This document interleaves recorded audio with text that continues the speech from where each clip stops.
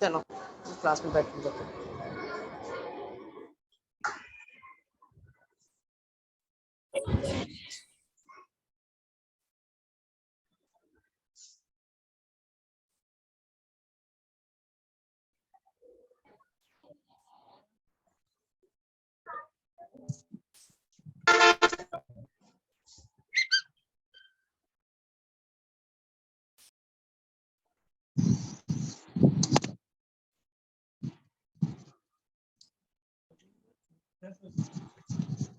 एक लाइन ना खुद बाम लगावे तो लागी नहीं हमारे काल की भीषण माफ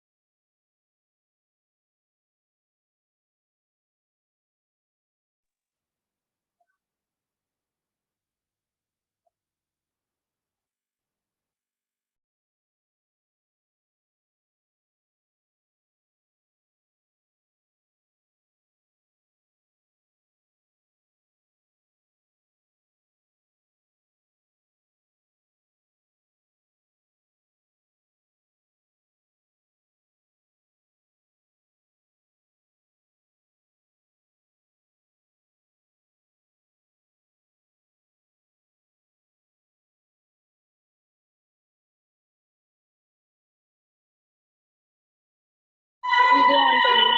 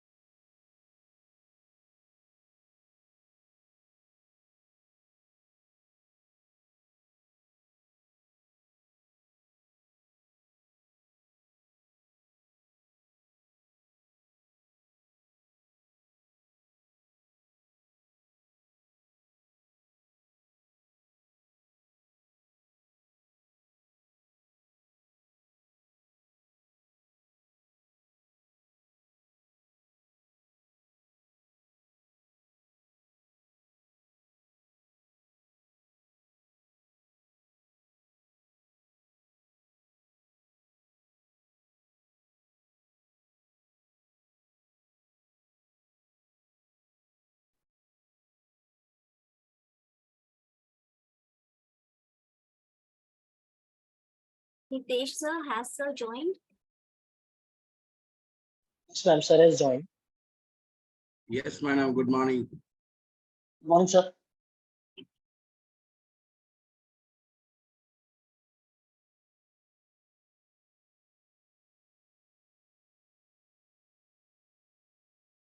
Good morning, sir. Good Good morning, morning. everybody. Good morning, madam. Good morning, ma'am. Good morning, Good morning, ma'am. Good morning, sir. Good morning, everybody. Good morning, ma'am. Good morning, ma'am. Good morning. Morning, ma'am.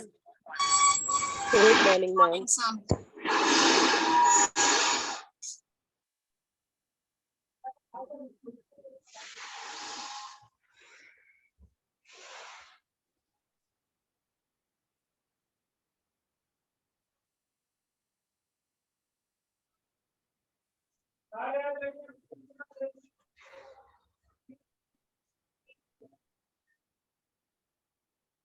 Namaskar, sir. Namaskar, madam. Namaskar, ma'am. Namaskar.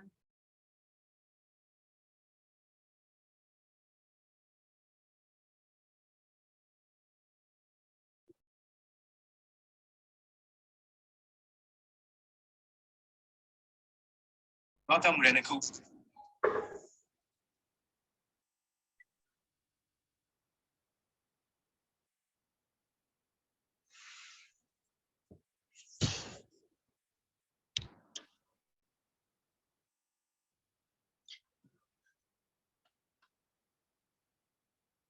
Sir, with your permission, may I begin? Please.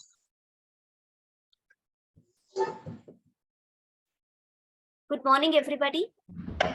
Morning, ma'am. Good morning. Good morning. Good morning, ma'am.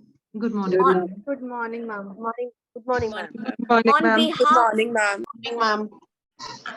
On behalf of Bharati Vidya Bhavan Vidyashram, K. Munshi Marg, Jaipur, I take this opportunity to welcome you all on this virtual platform.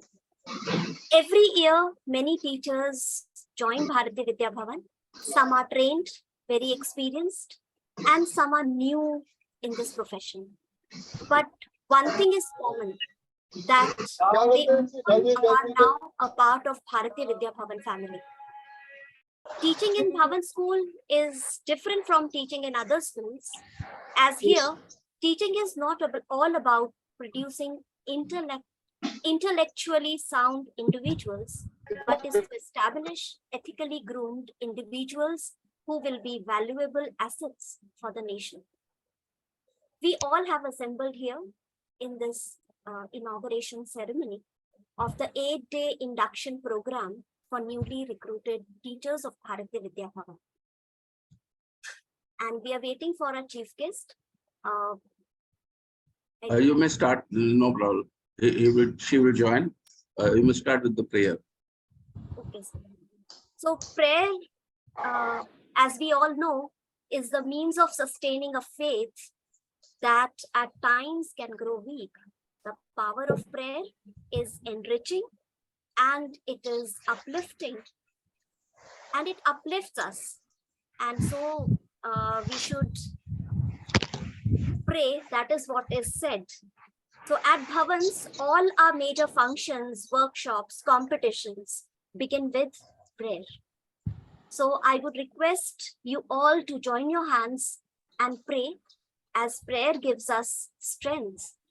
When we pray, we change the unchangeable and move the immovable.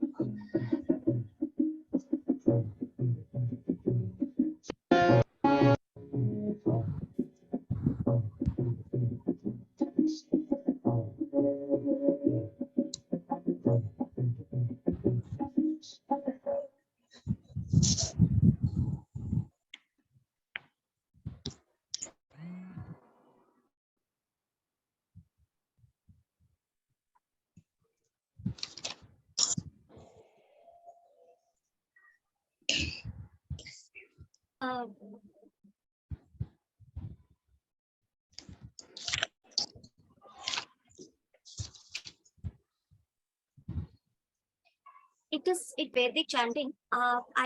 Some teachers have messaged here not audible. So maybe there is some technical glitch. I'm sorry for that. Ma'am को बोलो कि ma'am की ना online workshop चल रही है.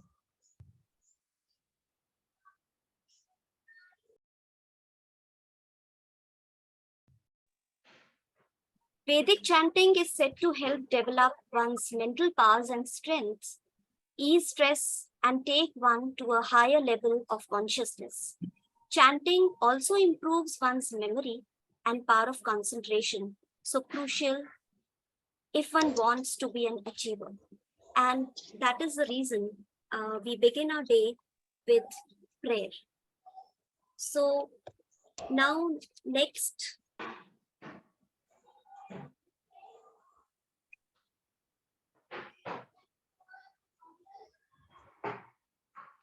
may I now request Dr. A.K. Sharma sir to please introduce the teachers, and because our chief guest is not here, sir, Geetika ma'am hasn't joined as yet.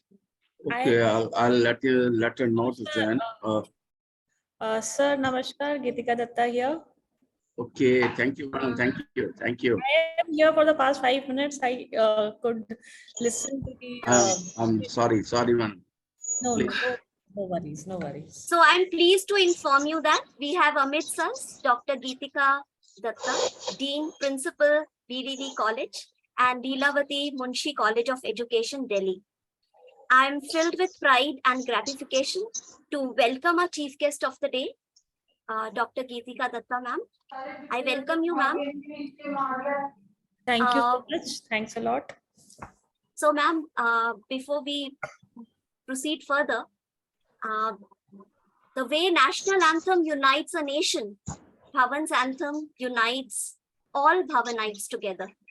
So that is all teachers, students together. So before we begin, the further program, that is, so before, Dr. A.K. Sharma sir gives you the details of the program, I would request Mr. Nitesh Saxena to please share the video of Bhavan's anthem sung by the students of Bharati Vidya Bhavan Vidyashram, K.M. Munshi Marg, Jaipur.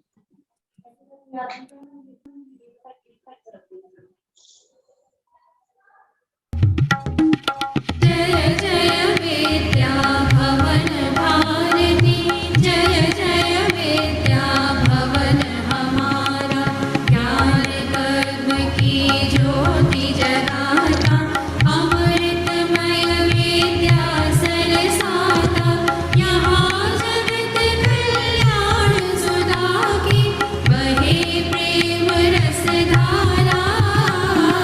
जय जय विद्या भवन भारती, जय जय विद्या भवन हमारा, गुण गौरव संस्कृत भाषा का देश विदेशों में फैलाता, सत्य शिवम सुंदर का संगम, भारत राज दुलारा। जय जय विद्या भवन भारती, जय जय विद्या भवन हमारा, भारत संस्कृति कला निकेतन, विकसाता साहित्य सनातन, नव विज्ञान कला कौशल का पावन मंदिर प्यारा।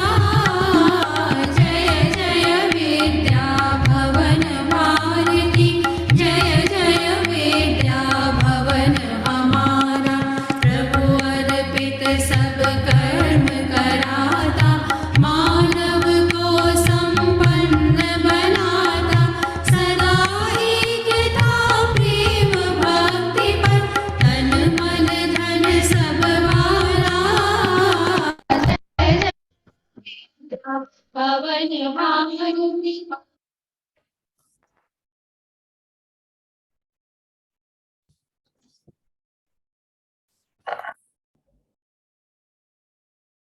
May I now request Dr. A.K. Sharma to please welcome our chief guest and introduce this lettered personality and also acquaint the participants with the objectives and the plan of induction program.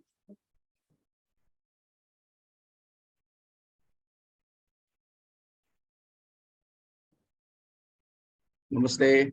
Good morning. Good morning, sir. This induction program for the teachers. If you go back to the principal conference that was held in Jaipur, at that time, the chairman of the Jaipur Kendra, Shri V.C. Surana ji, has said that there should be one induction course for all the teachers who are coming to Bharati Vidya. And at that time, I had discussed the basic framework of this induction program with our director, Sri Saxena ji. And a compact program of some 6-7 days is being prepared. Initially, it was 7 days online program and 3 days offline program. But due to financial crunch, the offline contact program is cancelled and only the 7 days programs are left. So this is about the basic that how this program was visualized and how it started. There's a lot of change in the last 5 years. And the change is not only in education policy, change is also in the values, ethics, work culture, teaching, transaction of teaching, our thinking, our reasoning, all these things are tremendously changed in the last 3-4 years. After Corona, you may have felt that we are not the same teacher as we were before 5 years. So when we talk about the context of this, then the first thing is that we are serving in the Bharati Vidya Bhavan. We should know about the values, ethics, about the work culture, and how we are different from the others.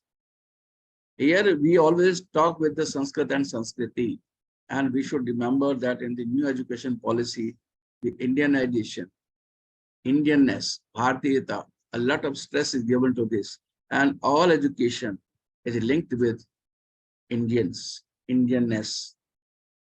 So this is the proper object, this context of the course. Now, objective is that we should know our roles, our responsibilities, the functioning of Bharati Vidya Bhavan, about the NEP, about the NCF, and not only this, we should know all the relevant current affairs related to education. We should know about G20, SDG, and all others which are going on in the educational scenario. Then we should also know the transaction of teaching learning, different pedagogical processes, teaching methods, classroom management, and overall, we should know about self-development. I personally feel that if our teacher is fully perfect is not perfect because there is only one perfection, and that is the God. You might have read Purnamidam, Purnad, Purnamudachyate, Purnasya, Purnamadaya, Purnamevavashyate. So only the God is perfect. But our teacher should try to be perfect. And when he is balanced in all the sphere, including socio-emotional development, then he can cater better to the students. So we have to take care of teacher and also of the students equally. And we should know the ethics and values in this education. Then pedagogy, we are talking about the pedagogy in a different way. That is, we'll participate in discussion, debate, group reflection, and the participants are freely to share their own views, questions, practices, and their experiences. Then collaboration learning, see how the collaborating learning can change the entire teaching and learning methods. Then certain modules we have prepared here and we will share with the participants. So this is in short I have given you. Then day-wise program is the first day is devoted for the Bharatiya Vidya Bhavan. That is the first is today first speaker is Dr. Anju Tandon, and she will let us know about the Bharatiya Vidya Bhavan. What is the message of faith? Where is the discipline? What is vision and mission? Different parts, different recognition, and how our teachers can go through that. Next session is about Munshiji, and our principal, Mrs. Swapna Shom of Agartala, will share about him as an activist, as a politician, as a writer, as an educationist. Then a film will be shared by Mr. Gautam Gupta of Munshiji. These are the two films, very short films, and I hope that they will enjoy the film. Then there will be discussion on ethics of artificial intelligence information, which will be presided by Mr. A.K. Katiyar, who is the Commissioner of Kendra Vidyalaya Sangathan. And this is one day. Then on the second day, it is about the national education policy. As such, we are in the national education policy, we are having curricular transaction.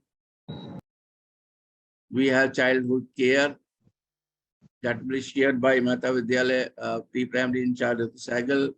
Then curriculum pedagogy by Gulshan Kaur, principal of Bhavans School, Pachkula. All these is not theoretical. Remember, these are all people who are working in the field, and I had requested them to give something concrete that is given from their experience and the classroom learning experiences. Then understanding emotional needs of the children. Speaker will be Jyoti Devrishi. She is from Mehta Vidyalaya. And then discussion will be on, in spite of all developments, our system is still based on rote learning and examination-centered approach. It will be presided by the Indu Goswami. The third day is for National Curriculum Framework, a document which we have received from the NCERT only for the pre-primary and primary. So that will be discussed by Madam Anu Sood. She is the headmistress of Munshi Marg Jaipur Kendra. Then code of conduct and ethics. It is one thing that I want that our teachers should be well versed, and it will be shared by our very highly experienced principal, Dr. Anita Bhalla of Amritsar. Then the education of children with special needs. It will be shared by Mona Patraj and Tulsi Bora, Mehta Vidyalaya. Third day, it is about discussion. NEP can lead to knowledge-based economy.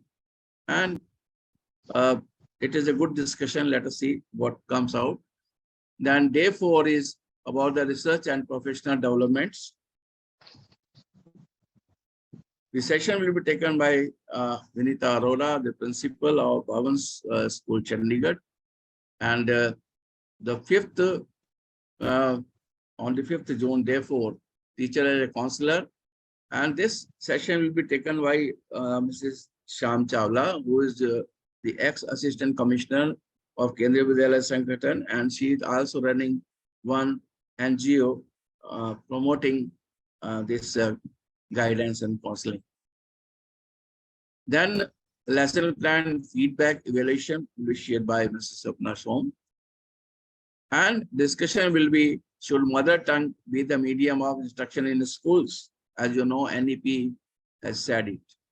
Then 5th June, last part will be assessment of day 3 and 4. And then 6th June, we are having professional development of the teachers, National Education Policy Part 3. It will be discussed by Monika Sharma, principal of Bhavans School, Junior, Chandigarh. And then a session on adolescence education. It will be taken by Dr. Sabyasachi Majumdar, who is the national awardee teacher of Kedia Vidyalaya Sangathan. Then 6th June, an afternoon program will be taken by Managing Stress and Anxiety, Somna Mukherjee. I have attended her session in this national youth camp at Kolkata. It was a wonderful presentation. Hope you will also enjoy the program. Then the discussion will be outdated curriculum is the major hurdle for the educational and economic progress of the country. It will be shared by Mr. Nidhi Sharma, or the principal. And the last 7th June, it will be classroom management, experiential learning, constitutional values, which will be taken by Shreyasi Kaviraj, the principal of Aldia, and discussion by our joint director, Polly Sir. And it is addiction with technology is a Herculean task for teachers and parents. And the last day session will be taken by A.K. Das Gupta, the principal of Kolkata, on art integration in classroom, child rights, POCSO, RT, etc., by Lakshmi Prakash. And the last day, assessment and valedictory. Mr. Saxena, who is our director, has consented to be the chief guest on this occasion. Hope I will enjoy the program. So this is about the program in very short. I have tried my best that you should know all the details that we are going to have here. Now I request Dipali to have a slide of our chief guest so that the people can know about her.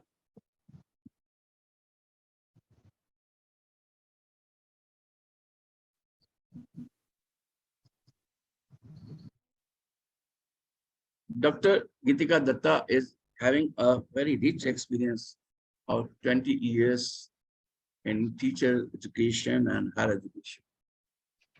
Gold medalist from the Punjab University.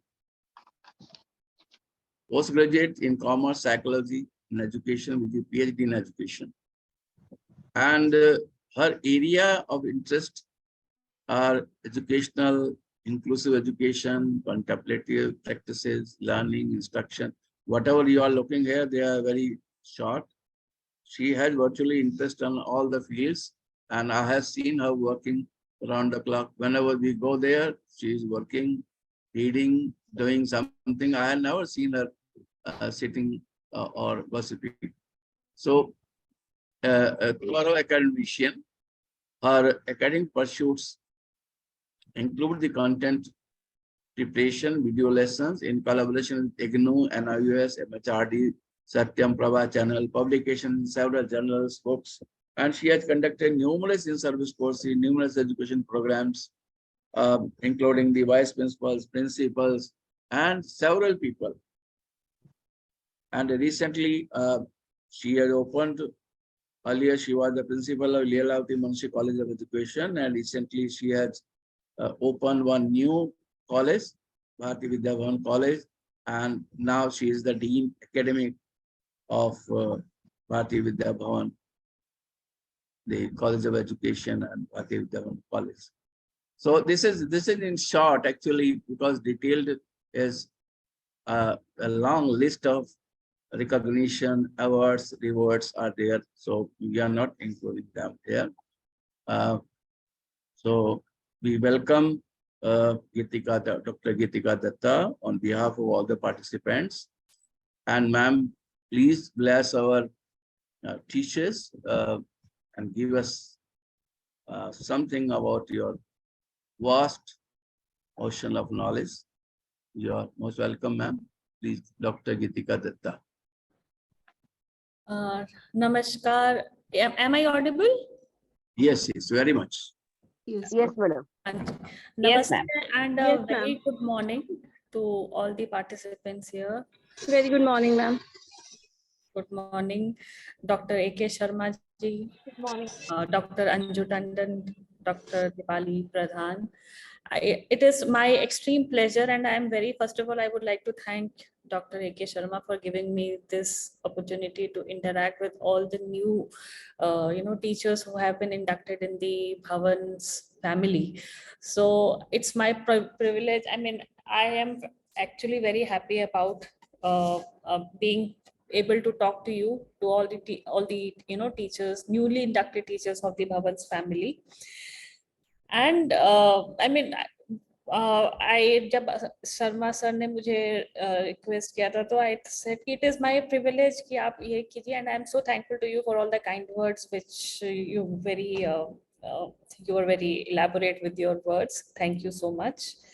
And first of all, I would like to welcome all the new teachers into the Bhavan's family. Bhavan is an institution, as we all know, जिनके बारे में I think मैं देख रही थी program आपका बहुत comprehensive, and it's a kind of a very inclusive and very comprehensive program meant for all the teachers, giving them an overview of the organization, all the new challenges which are there and issues and concerns.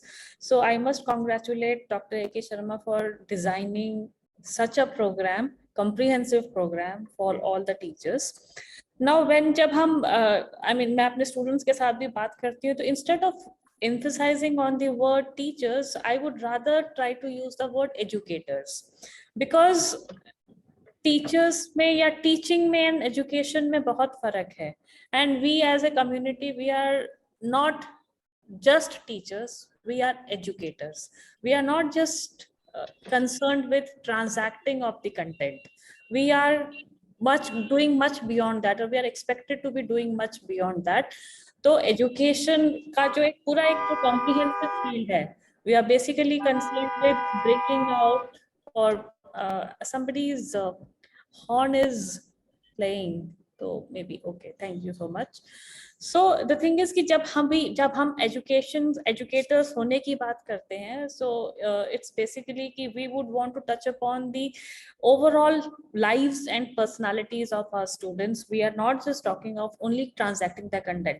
We rather say कि, I mean, generally we would say कि content is an incidental factor, and content जो है वो, it is a medium through by which we can touch upon the lives and personalities of all our students in a meaningful manner, so that they're able to realize their true potentialities. So I was very happy to see the kind of all the topics that are being dealt with in this program. Very comprehensive and very wide coverage of the topic, and especially the focus on the national education policy, which is very important. जिस तरह के changes हमारे education system में आ रहे हैं, we as educators need to be very well aware of कि जो पहले का system है, a thorough revamp is being envisaged at the national level, not just at the school level, also at the higher education level. And we as educators, our role is not just within the four walls of the classroom. It goes much beyond that, and we are responsible. I mean, generally मैं अपने students के साथ भी ऐसे करते हैं कि we as educators, let us try to imagine ourselves in a classroom. और एक classroom में generally कितने students होते हैं? We have not less than 30 students, 35, ideally 30 होना चाहिए, 35, 40, 45, 50. At times we are also addressing 60 students, to the extent of 60 students in the same classroom. And one period is of how much duration? Maybe 30 minutes, 35 minutes, 40 minutes. So let us try to imagine the kind of man hours we are touching upon, or the lives we are touching upon. Each student in our class, each student, let us say a class of 40 students giving me 35 minutes of their lives to me in that just one period. Now, are our students going to get back these 35 minutes? Never. So it's a huge onus on my shoulders to give them, and I'm responsible for that time. So it is a huge responsibility on my shoulders to give them that value. So it is a huge responsibility on us, the educators, that we give justice, or we do justice to our role. कि हमें सिर्फ उनका पढ़ाई नहीं देखना है, we have to look into their overall development, which is very, I mean, which encompass the social development, the emotional development, a proper moral development, psychological development, physiological development, and आज की date में we talk of the spiritual development also, because these are the things which actually matter. Content generally happens to be, I mean, we as teachers, कई बार ऐसा होता है, we are so focused with marks, we as teachers also, we as parents also, we are so focused with marks कि हम marks के beyond सोच नहीं पाते, and consequently even our students are not able to think beyond marks. So that is our role, I think, in my opinion, that rather than focusing only on the quantitative aspects of education, that is marks and grades and results, let us try to focus more on the overall development of our students, our future generation, so that they become, you know, well, you can say comprehensive personalities on their own, and they are able to contribute fruitfully in the society. They are also able to grow up as, with a complete understanding of their own selves and their relative position in the society and in our nation, and they come out as, you can say, people who are good on well-being. They come out as persons who have good positive, just a psychological terms हम बोलते हैं, positive self concept, a good self esteem, and they are in touch with their own selves. So this is something I think which is very, very important for us, the educators, to emphasize on all of these things. And this in-service program, I'm sure, is going to be a huge, benefit for all the participants. Now, these are some of the things which we as educators, कई बार हमें लगता है कि now, yeah, students expect कि, okay, now since we are educators, we know everything, and it doesn't happen. As teachers, we have to be expert learners, और ये learning कभी खत्म नहीं होती. The entire life is basically, you can say, a lifelong learning, or has to be a lifelong learning process. And these in-service education programs are something which is very vital.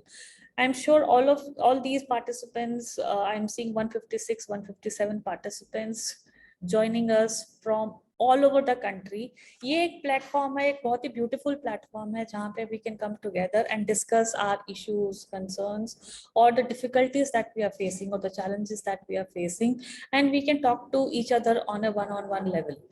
So, and this in-service program, it's an effort on the part of the organization to give a kind of a professional edge to all of us.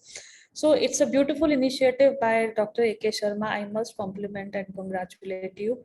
And for our fellow educators, I would say कि continuous learning is what we are supposed to be doing. अगर हम continuously learn नहीं करेंगे, we'll be very soon redundant. And I could see some very important topics like AI and all. So artificial intelligence is seen as a cause of concern. So somehow these kinds of concerns have always been there. जब books का invention हुआ था, तब ये कहा गया था कि शायद teachers redundant हो जाएंगे, अब किसी को पढ़ाने की जरूरत नहीं पड़ेगी क्योंकि publication industry आ गया है. Same kind of concerns were there when the camera came, and it was felt that painters will kind of become redundant. And when internet came, when teaching machines came, there was a time when there was a lot of emphasis on teaching machines. So we have seen that none of these technology equipments could replace the human touch and the humane touch. And we as educators have to retain that humane touch, which is our hallmark. So yes, AI, as of now, as we see things today, should not replace the educators, but definitely the educators who are in touch with the latest technologies will replace teachers or educators who are not complacent with all the technologies or recent technologies which are happening.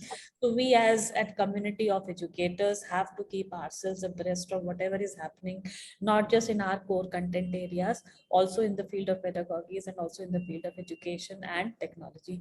So with these words, I would like to give my compliments and best wishes to all the new entrants in our field, in this our family of Bhavan. And I would like to congratulate the organizers. Thank you so much. Thank you, ma'am. Your words mean a lot to us. I thank you on behalf of all the participants for sparing your time, since you're very busy, and so you could spare little time for us. So thank you, ma'am. And I hope the teachers will do justice to their roles. So as you said, once a teacher is always a learner. So we should continue to learn. And I'm sure with your blessings, this program will certainly achieve its aim and we would reach up to your expectations. Thank you, ma'am. Thank you so much. So next, we move on to the first session of this program. So we have Dr. Anju Tandon, Ma'am Principal, Bharatiya Vidya Bhavan, Mehta Vidyalaya, Delhi. It is indeed an honor to introduce Ma'am Anju Tandon. Dipali, just 1 minute. I want to say one thing that I laughed. Yes, That we have prepared this booklet that is day-wise schedule in consultation with Dr. Anju Tandon. okay. She is having a pioneer role in the formation of sessions and what should be taken, what should be eliminated. So it is very essential that on the beginning itself, the people should know that it is not the preparation of one man, it is a team preparation, and Dr. Anju Tandon is one of that. So thank you, Anju Tandon, madam. Now please carry. So it is indeed an honor, ma'am. I mean, when I'm introducing Ma'am Anju Tandon, so ma'am has 32 years of experience as principal and teacher in leading CBSE public schools across the country. She's an enthusiastic and passionate teacher who thrives in students, proactively advocates for implementing futuristic changes, improvement programs focused on raising academic levels of students, improving educators' teaching skills, incorporating latest technologies, infrastructural upgradations, encouraging community service for holistic development of child's personality, and an administrator capable of juggling multiple administrative skills. And not only this, she has many papers and publications to her credit. She has authored English Grammar and Composition practice book for class 1 to 8 and Mental Maths practice book for classes 1 to 5. She has received many awards and accolades. She is the recipient of Delhi State Teachers Award 2020. There is a long list of her achievements. It is a privilege to have you in our midst. I welcome you, ma'am. The topic for this session is Bharatiya Vidya Bhavan, ageless message of faith, self-discipline, and dedication, vision and mission, institutions, performing art programs, governing body, various kendras, awards, and recognitions. So, ma'am is going to tell us a lot about Bharatiya Vidya Bhavan. Over to you, ma'am. Thank you, Dr. Deepti, for all these praises and high words. I'm really humbled to hear that. At the onset, my salutation. I hope I'm audible to all. Yes, ma'am. Yes, ma'am. Yes, ma'am. Yes, ma'am. Thank you. Thank you. Thank you. Yes, ma'am. Thank you. Yes, ma'am. So at the onset, my greetings, my salutations to the chief guests of the day, our own Dr. Geetika Datta.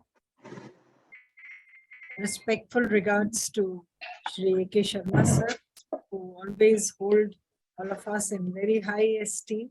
Thank you, sir, for giving me this wonderful opportunity to speak to all the newly entrant teachers in Bharati Vidya Bhavan. As Sir said, that induction is very, very important part of any system for that matter, not only school. And this supreme initiative is taken by our Honorable Regional Education Officer, Sir, by preparing this power pack program for new teachers. This is really comprehensive, and I salute him for conceiving this very idea of doing it, although it was discussed in the principals meeting, but Sir took it ahead and took the initiative of doing this wonderful program. This is not only discussed in the principal, it has been discussed everywhere. It is part of the CBSE program, NEP 2020, now envisage 50 hours of training, as well as all the quality parameters that are, QCI and SQA also talk about the induction, which is the first and the foremost thing for any organization, because it is important that new teachers are first embraced in the system, and then we expect them to deliver for our students. So thank you for making this very, very informative, thoughtful, and comprehensive program for all the new teachers. My greetings and a hearty welcome to all the new teachers. I can assure you that Bharati Vidya Bhavan is a very, very, I would say, a very important organization which is doing pioneer work in the field of education. And it is one such organization which takes in everyone very with open arms. And I'm sure you'll have wonderful experience working with Bharati Vidya Bhavan. So I've been given this task of talking about and informing new teachers about Bharati Vidya Bhavan. So here I am with my presentation. Ano Bhadra Katvo Yantu Vishwata. Let noble thoughts come to us from every side. This is a Vedic verse related to obtaining knowledge, projecting tolerance from Rig Veda. And this ageless message of faith, self-discipline, dedication, Shraddha, Sayam, and Samarpan, which is the philosophy behind establishment of all the Bharati Vidya Bhavan across the country. So this you see in the slide is the main head office building of Bharati Vidya Bhavan at Bombay. Bharati Vidya Bhavan, just take this slide. It's a public charitable trust, and it's registered under the Societies Registration Act 1860 and the Bombay Trust Act. This was basically started, this trust was basically started to benefit the maximum members of the society who are in need. And it is a cultural and educational institution of repute. Many eminent persons of India and abroad are associated with it. It's a voluntary, apolitical national institute with an international outlook devoted to life, literature, and culture. It is an apolitical because it's not political. Sometimes this word is confused. It has nothing to do with politics. It is not apolitical. I would like to talk more about it because it is not interested in any kind of politics, not involved. Bharati Vidya Bhavan is not involved in any political organization. It has an unbiased position with regard to all the political matters. It do not belong to any political party. Many a times people take it for a Hindu party or something like that, whereas Bharati Vidya Bhavan does not belong to any, it's apolitical, and it does not promote any particular religion or dharma. Bhavans does not believe in narrow outlook, and it provides opportunities for the young people to critically examine the global development, study their lives and culture, and take action towards sustainable and thriving community. That's the mission of Bhavans. So, Kulapati Kanayalal Manaklal Munshi founded Bharati Vidya Bhavan on Monday, November 7, 1938, and it was the beginning of an adventure in faith, a faith in India past, present, and future. Munshiji had a strong support of Mahatma Gandhi and in propagation of Indian culture and our common heritage. It is essential to connect with your roots. And in 1940, Kulapati K.M. Munshiji laid the foundation stone of Bhavan's first building in Andheri in Bombay. And in the address delivered by Kulapati K.M. Munshi at the inauguration of Bhavans, he said that for many years it had been the dream of the Sahitya Sansad to crystallize its work by creating a center of which the ancient learning and modern intellectual aspirations of this land could combine to create a new literature, a new culture. The Bhavans will be the new association which will organize active centers where ancient Aryan learning can be studied and where modern Indian culture will be provided with a holistic background. And this Aryan culture in respect, that is respect for each other, leading to a great civilization heritage. This is what Bhavan's aimed at. So this founding of Bharati Vidya Bhavan was based on preservation and propagation of Bharatiya Sanskriti, that is Indian culture and Sanskriti. Sanskrit and Sanskriti is the main objective. Promotion of Sanskrit and Sanskriti is the main objective of Bharati Vidya Bhavan. And Sanskrit, the mother of languages, the Akshay Patra. And I hope all the teachers, the inexhaustible reservoir teachers know why Sanskrit is called the Akshay Patra, because Akshay Patra, there's a story behind it that it was the sun god gave Yudhishthira the magical copper plate that is an inexhaustible source of food and helped Pandavas in surviving the harsh life during their exile. So Sanskrit similarly is called the inexhaustible reservoir of knowledge, because all our epics and all books and all the wisdom that is shared by our Rishis Munis is in Sanskrit.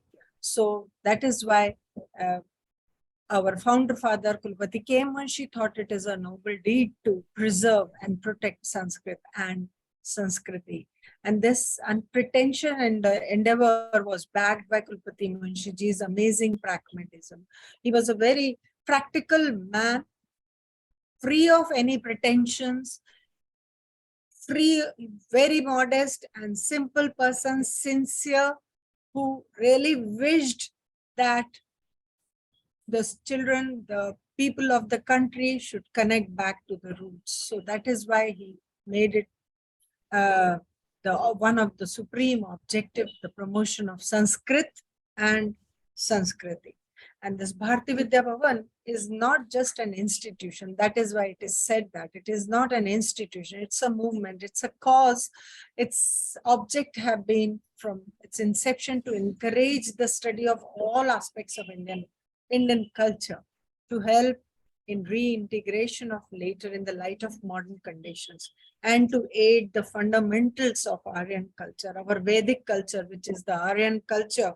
So Bhavans is not a very rigid organization which only talks about Indian culture. It always talks about integration of modern knowledge and connected with the roots. So that is why it is a very unique organization, because it helps in reintegration of Indian culture with the modern conditions, because no one can survive without moving ahead. So whatever Bharti Vidya, whatever new things are being adopted, need of the time, whatever new things are, the demand of the society are very, very easily incorporated in Bhavan's objectives. So it moves ahead, taking ahead the basic objectives of Indian culture and its heritage, and adding on to it from time to time the modern things that are important for all of us. Bharti Vidya Bhavan is a bridge between the science and spirituality. I said in the beginning that it does not talk about any religion, but it talks about spirituality. And Bhavan's ideal is Vasudhaiva Kutumbakam. The one is one family. Now today the entire globe is also talking about Vasudhaiva Kutumbakam, and our Prime Minister has already taken up the G20 presidency, and its motto is Vasudhaiva Kutumbakam, which our founder father talked about nearly 8 decades back, that the whole world is one family. And its motto is again very noble, Anubhadra Kratoyantu Vishwata. Let noble thoughts come to us from all that sides. No one should deny the new knowledge, no one should deny the noble thoughts. And over years, from being a very modest ideological research institution, the Bhavans has steadily grown into a comprehensive, into a cooperative, apolitical, national movement with international outlook. It seeks to inculcate a value-based life, the promotion of ethics and spiritual values in everything that it does. And therefore, the schools of Bharti Vidya Bhavan across the globe have this one common feature: promotion of value-based life. Our children have an X factor. Our alumni who pass out from the school carry this X factor of value-based education, and therefore they are different.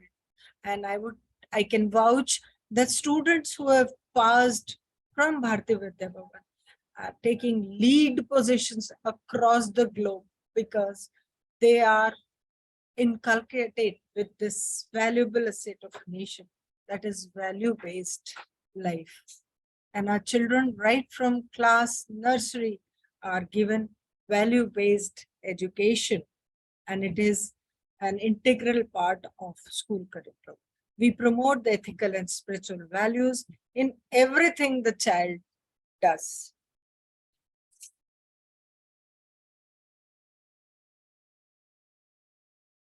The Bhavan's Bharti Vidya Bhavan stands for preservation, promotion, and dissemination of Indian culture. I've been speaking about this. And it stands for integration of Indian culture. In the world falling into pieces under the impact of a moral technological avalanche, it tries to hold fast to the fundamental values for which our culture stands: Rita, Satya, Yagna, and Tapas. These are the 4 pillars of our educational philosophy. Faith, Rita is the faith in God who informs the cosmic order. Bhavans believe in Rita, which is faith in God. It stands for Satya, the truth, which is accord between mind, word, and deed. It believes in Yagna, that is dedication, which offers all moments of life as an offering to the God. And Tapas, the sublimation, which purifies the body, the mind, and transmutes instincts, passion, and emotions into things of beauty. This philosophy is not only Bhavan's philosophy now, it is embedded in our national outlook. The world, our forefathers talked about this philosophy. This philosophy is philosophy of happiness, is philosophy of dedication. and is a beautiful life bequeathed by our rishis and munis. And the core of Indian culture hides in this particular philosophy. Our forefathers, like Shri Ramakrishna Paramahansa, Swami Vivekananda, Gandhiji, Shri Aurobindo, and all great people lived and died for it. They promoted this philosophy of faith, truth, dedication, and sublimation. The world now is looking forward for sustainable development and a beautiful body and a healthy mind. This is the demand of the time. And in this time of crisis, surrender to faith in God, who maintains the cosmic order. And this is the philosophy which is promoted by Bharati Vidya Bhavan right from beginning. And now it has become the need of the hour, the need of the time. If we do not follow this philosophy, for us, perhaps in the time to come, we'll fall apart into pieces. And this philosophy is regardless of forms of doctrines, is dharma, the threefold aspect of Satyam, Shivam, and Sundaram, the everlasting beauty that leads, this everlasting beauty leads to this 3S philosophy of Satyam, Shivam, and Sundaram, which is the philosophy of Bhavans. I think this Bhavan's anthem, which sums up what Bhavan stands for. You've already heard, all the teachers heard the beautiful choir that sung Bhavan's anthem in the beginning. And this is very, very important part of our school system. Bhavan's anthem is sung every morning. And this is a common bonding, common linkage between all the schools of Bharati Vidya Bhavan, which praises the philosophy, our own philosophy, our own roots. And this is sung by all the students. It talks about the everlasting beauty. So Bhavan's, as I said, does not stand for any particular religion. And Bhavan's, there is a Sarvadharma prayer again, which has a Vedic prayer in it. It begins with the Vedic prayer. It has a Christian prayer, the Islamic prayer, the Sikh prayer, the Jain prayer. There's a Buddhist prayer, and there is a Zoroastrian prayer included in it. So every day in the morning, Bhavan's children, all the teachers start the day by singing the Sarva Dharma Prarthana. Bhavan's does not follow any religion. The gist of all religion is one God that leads to the same philosophy. That's what Bhavan's believe in. That's what Kulpati K. Munshi believed in, that all religion lead to same God. There's only one divine, and these are the different paths being taken up by all different religions. So Bhavans believe in all religions, and there is a beautiful Sarvadharma prayer. The Bharati Vidya Bhavan Mehta Vidyalaya has also recorded the prayer, and it's available in the CD form also. And it is sung or played on all important occasions of Bharati Vidya Bhavan, all important occasions, ceremonies where we sing this prayer. Now, I'll just touch upon in brief about the founder of Bharati Vidya Bhavan, Kulpati K. Munshi, and my colleague Swapna Shom will take you in detail. So I'll just quickly go through these slides because she will be talking about Kulpati K. Munshi ji in detail. So Kulpati Kanhaiyalal Maniklal Munshi ji had a very humble origin, and he was born at Bharuch, Gujarat on December 30th, 1887 to Tapiben and Maniklal, Shri Maniklal. He completed his schooling and collegiate education, and later in Baroda, where he had Shri Aurobindo as one of his teachers in 1902. Shri Aurobindo's inspiring writing, Yagnatar, Vande Mataram, and Karma Yogi were read by Munshiji avidly. And I'm sure all of us are aware of Shri Aurobindo. And he is also founder of one of the leading chain of schools, the Mothers International, which is one of the leading schools in Delhi also. He was an Indian philosopher, a yogi, a Maharishi, and an Indian nationalist with whose influence, who had a great influence on our founder father Kulpati K.M. Munshi. And he also, what is common between Shri Aurobindo and Munshiji was that he also talked about the divine beauty and the harmonious diversity. And our founder father Kulpati K.M. Munshi also talked about the divine unity and harmonious beauty. So I'll take ahead these slides. And now I'll talk about the governing body of Bharati Vidya Bhavan. The top level, founder Kulpati Dr. K.M. Munshi and his president Shri Sundarlalji Mehta, and vice president is presently Shri Banwari Lalji Purohit, who is also, everyone knows, the governor of Chandigarh, Punjab. These are the top level people who put in their efforts, and people like His Holiness Dalai Lama, King Charles, Shri Narayan Murthy, Swami Alaknanda ji, and many others, Swami Chinmayananda ji, Shri C. Rajagopalacharya, Pandit Jawaharlal Nehru, Sardar Vallabhbhai Patel, Dr. Rajendra Prasad, Dr. S. Radhakrishnan, Dr. Zakir Hussain, everybody joined hands with Kulpati ji in forming Bharati Vidya Bhavan, and they are all the honorary members of Bharati Vidya Bhavan. I must share with you that the Delhi Kendra, one of the oldest Kendra of Bharati Vidya Bhavan, was inaugurated. The foundation stone was laid by the first president of India, Dr. Rajendra Prasad, with the blessings of Shri Jawaharlal.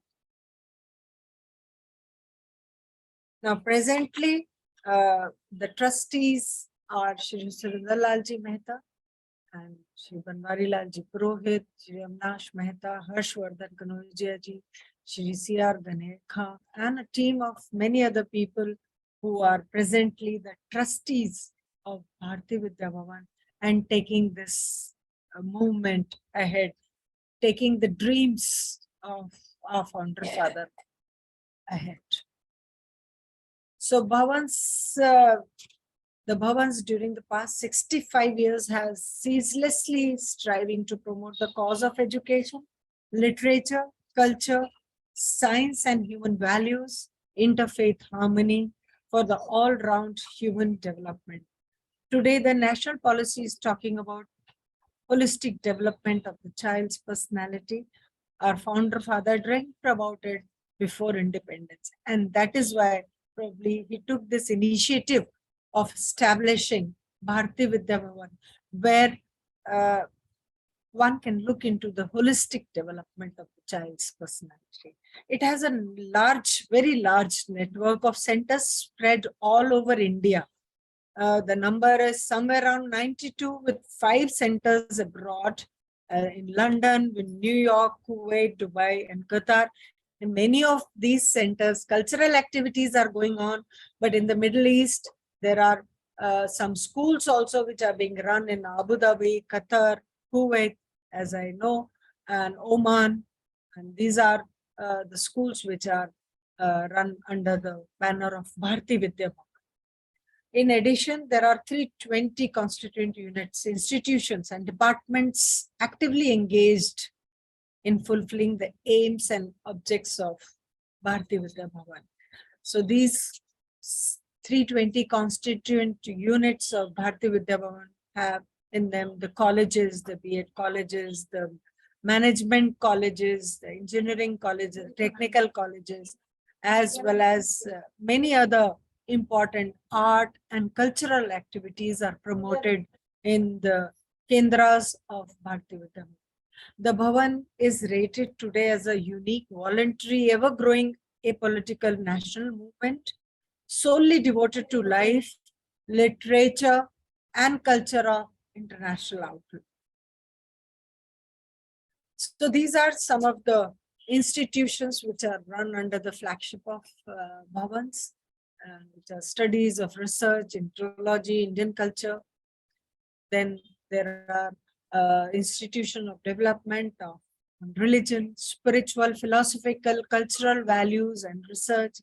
There are books, periodicals, then development of Indian history, book university, the colleges of science, arts, commerce, teachers education, engineering, communication, management and research, the technical institutions, performing arts, institution for promotion of yoga, karate, institution for Vastu Shastra, astrology, which is very, very important part of Bhavans, also the Delhi Kendra, institution of public affairs and administration, vocational training institutions. Again, the new policy on education is talking about skill-based educations, and Bhavans is having all the vocational training institutions right from beginning.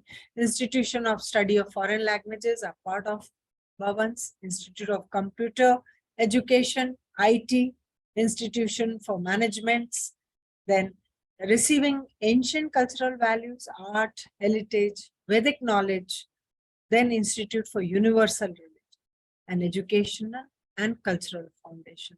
These are the several institutions that are being run in different places, different pan-India by the Bharti Vidya. Again, there are several other institutions, various institutions such as hospitals and sanatoriums, institution of tribal welfare, development of tribal culture. As I told in the beginning, that it's a trust, and all the activities that benefits the maximum number of people who are in need in the society are being undertaken by Bharti Vidya Bhavan. It's not a profit-making or a commercial organization. It only takes forward all those activities that will benefit the society at large. There are hostels for scheduled tribes, then institution for self-employment in rural and urban areas. There are libraries for Indology, Sanskrit and manuscript. There are libraries for children, reading and recreation. There are art galleries, centers for cultural activities, Center for Dyslexic Students, National Open School, the Center for Human Excellence, daycare centers. Special education has always been a forte for Bharti Vidya Bhavan, and Bharti Vidya Bhavan across pan-India and across the globe take care of children with special needs, and special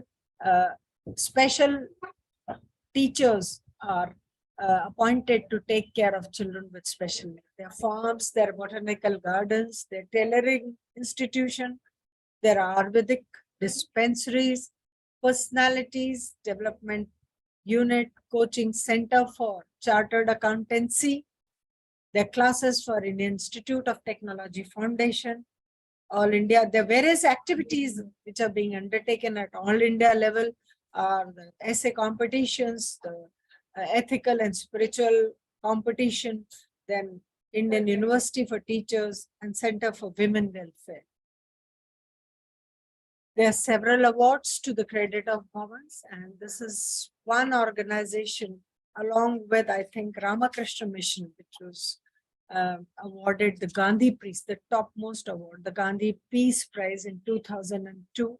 And President Dr. APJ Abdul Kalam presented this Gandhi Peace Prize in 2002 to Bharti Vidya Bhavan at a function in New Delhi on March 18, 2003, Tuesday. The former president, Shri R. Venkata Raghavan, received this award on behalf of Bharti Vidya Bhavan. And the Prime Minister, Shri Atal Bihari Vajpayee, also attended this function.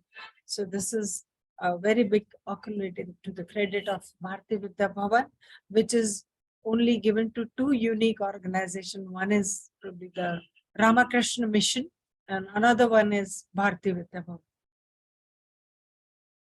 Along with that, it was also honored with the Rajiv Gandhi Award of National Integration in 1992, and the National Advisory Board, Priyadarshini Academy, a voluntary socio-cultural organization devoted to the promotion of social culture, educational and other activities, selected Bharati Vidya Bhavan for Priyadarshini Academy Rajiv Gandhi Memorial Award for National Integration.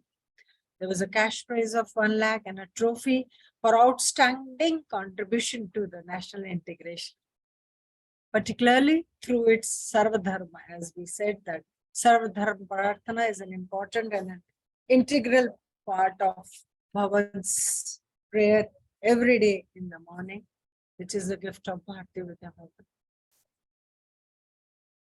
There are several other commemorative postage stamps that are issued.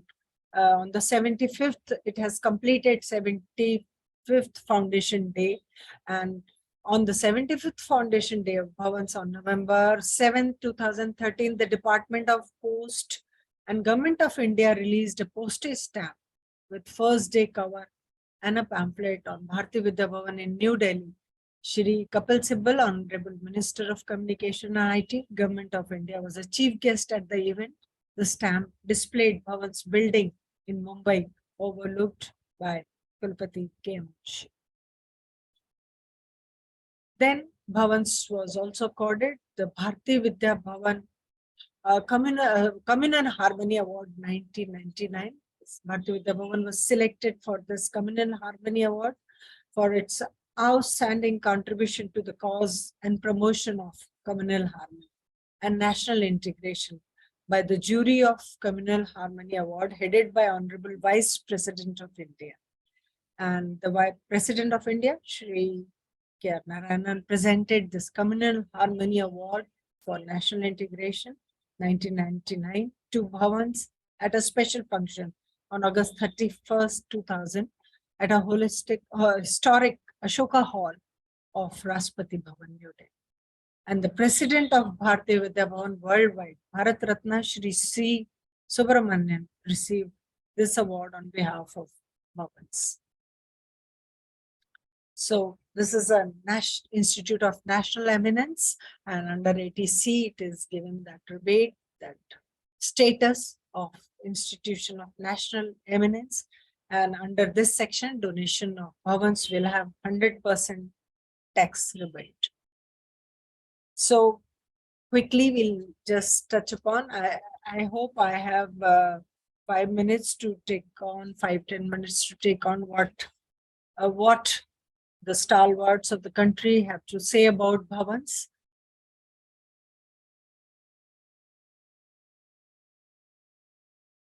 Former Prime Minister Shri Jawaharlal Nehru, Bharati Vidya Bhavan has served Indian culture with ability and with perseverance and made truly remarkable progress in many aspects of Indian culture.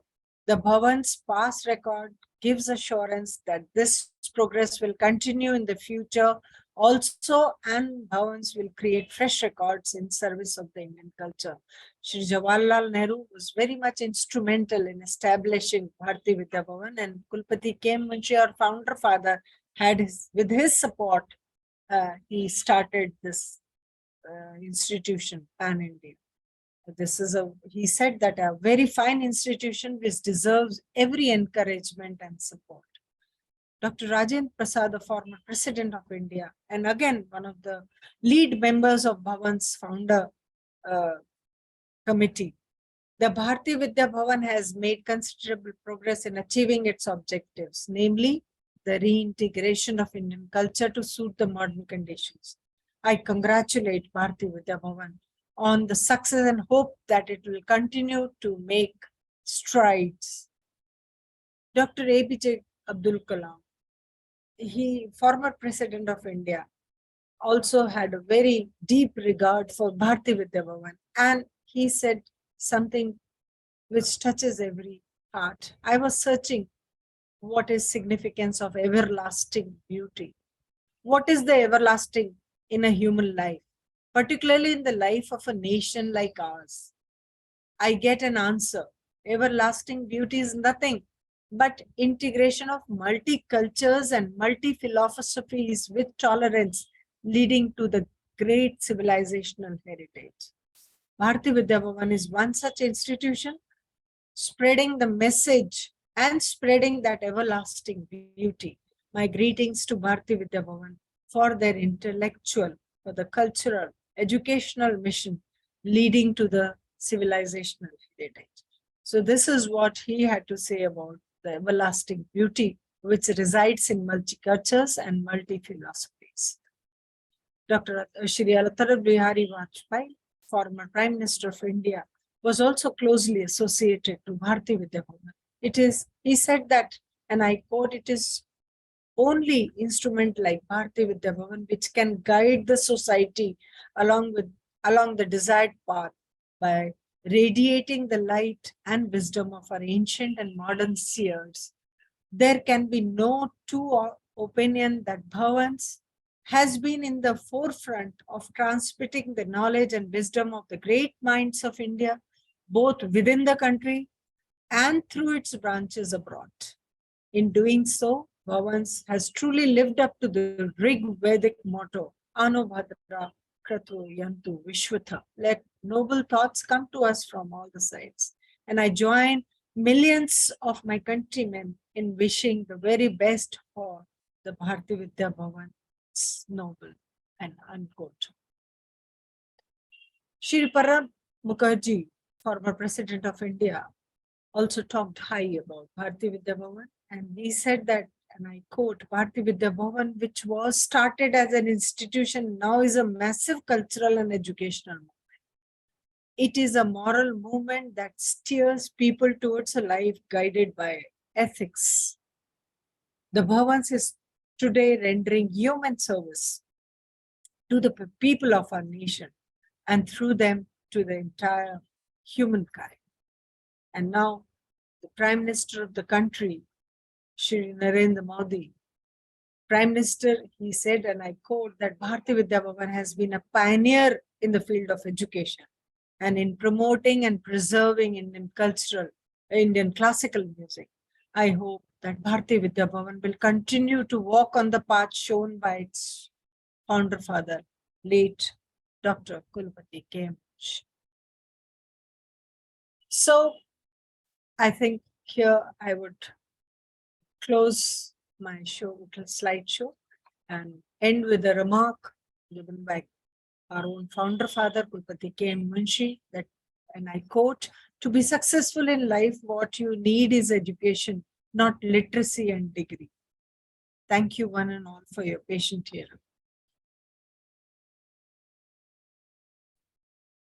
Thank you, ma'am. Very well said that Bhavan believes in having faith in the culture of a land, particularly in the epics and the teachings. And that is what is there in Bhagavad Gita also.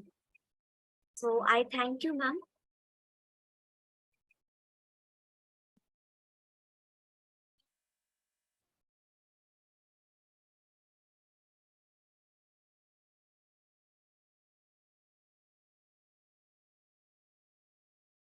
For the next session, we have Shrimati Swapna Shom, Principal Bhavan's Tripura Vidya Mandir.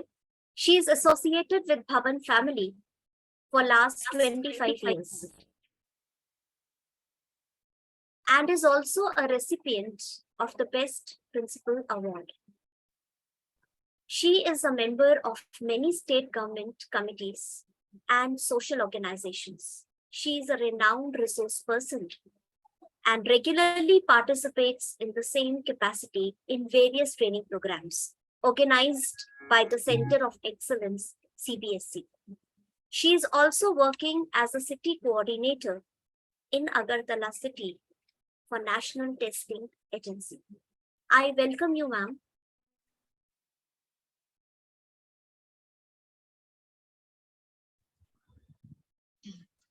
Thank you so much. Thank you so much, everyone. And very good morning to all respectable dignitaries and our very dear Dr. A.K. Sharma sir. And Anju ma'am has very nicely and wonderfully ventilated us with Bhavans and its achievement and its journey in this last so many years. And being in Bhavans, many of the points even I don't know. And today I'm really very much thankful to ma'am that we came to know so many things which were unknown to us, many of the facts. And as a newly joined Bhavan's teachers, many of you are present here. I think that it was really very much encouraging also for you all that you've got the opportunity to serve such a wonderful and noble organization. Today, I'm really very proud that Sharma sir has given me the opportunity to unfold the life and contribution of Kulapati K.M. Munshi to you all, for which I'm really very grateful to him. And sir, as you know that I'm a big fan of you, as always, since you have joined Bhavans as an education officer, you have said the real meaning that what an education officer can do. Before also we were having many education officers since I'm here in from last 26-27 years, and we worked with many of the education officers, though we came to know so many things from them too, but you are different. You are different. You have encouraged us for so many things, and whatever Agartala Kendra is doing, or whatever development Agartala Kendra, my colleagues are also here, they also always we talk and we discuss that whatever development Agartala Kendra has done, you are one of the greatest source of inspiration and motivation. So on behalf of Agartala Kendra, we are really thankful to you, Thank you. and hope Thank you to very much. see you soon, since you are not been in Agartala for more than a year. So we expect that we will be seeing you very soon. And my dear colleagues, you believe me, I'm not at all exaggerating. Those who are in touch with our Sharma sir, they will they know it, and they will understand, and they will agree with me that he makes the things very easy. When he will talk about induction, we will think that, oh my God, such a huge program. He will make it very simple and very easy for us, and encouraging also. So this kind of induction program, which is really very much helpful, and which will be really very much knowledgeable, and where the institution where we go to work, unless and until we are having a faith, love, dedication towards the institution, it is really difficult for us to work, because we always say a Bhavan's family. So once you have entered the family, you must know about all the past, present, and future of the family. Otherwise, how you will accommodate yourself as the member? So this is, been taught to us by Sharma sir, that how we can make a new born, responsible member of the family. Usually we find that teachers are working for 2 years, 3 years, 4 years, 5 years, but they are hardly aware of the institution where they are working. So they cannot work with their full dedication. So you need to love your institution. And if you want to love your institution, you must know the details about your institution. So I have been associated with this institution since 1996, rather I will say that since 1995, when first time our then director, Shri K.V. Gopalakrishnan sir, he has stepped in Agartala. He was been invited by the then government to open a Bhavan's institution in Agartala, and he came all alone, and he, with all his single-handed effort, he went and he met different people, and then he has started an organization over here, and we are really thankful and blessed that we have got the opportunity to serve Bhavans.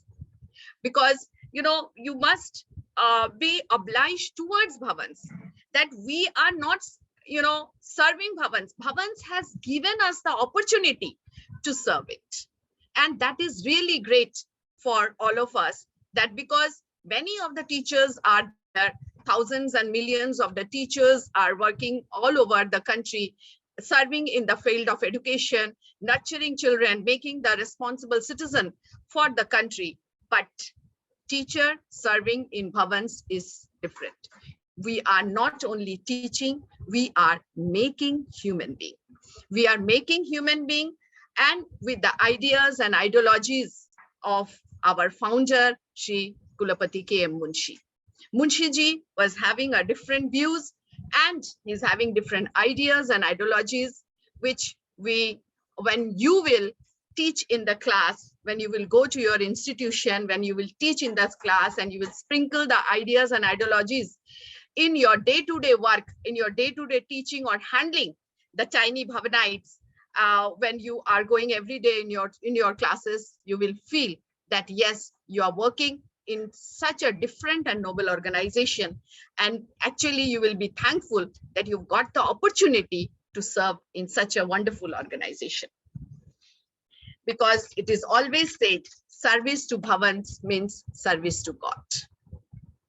So never ever think that it is your professional, work, or you are working and since for the sake of work or to get salary or something like that. So you always feel that you are giving your service to mankind. You are giving your service to bhavans, you are making human beings, and you are not only serving the country, your state, or your own school, rather you're serving the globe. Because when we try to handle our tiny children, we not only want that they should stand in front of the row, not only in their own school, but also in their state, in the nation, and why not at the international level. Bharatiya Siksha makes them the true member of the global world. And we are here to serve bhavans, to provide Bharatiya Siksha to our tiny children and make them the member of the world. So my dear colleagues, as I have said, that as you all got the opportunity to serve bhavans, your journey must begin by knowing the life and contribution of our founder, Kulapati, Dr. Kanhaiyalal Maniklal Munshi. Just give me a minute. Let me share my screen.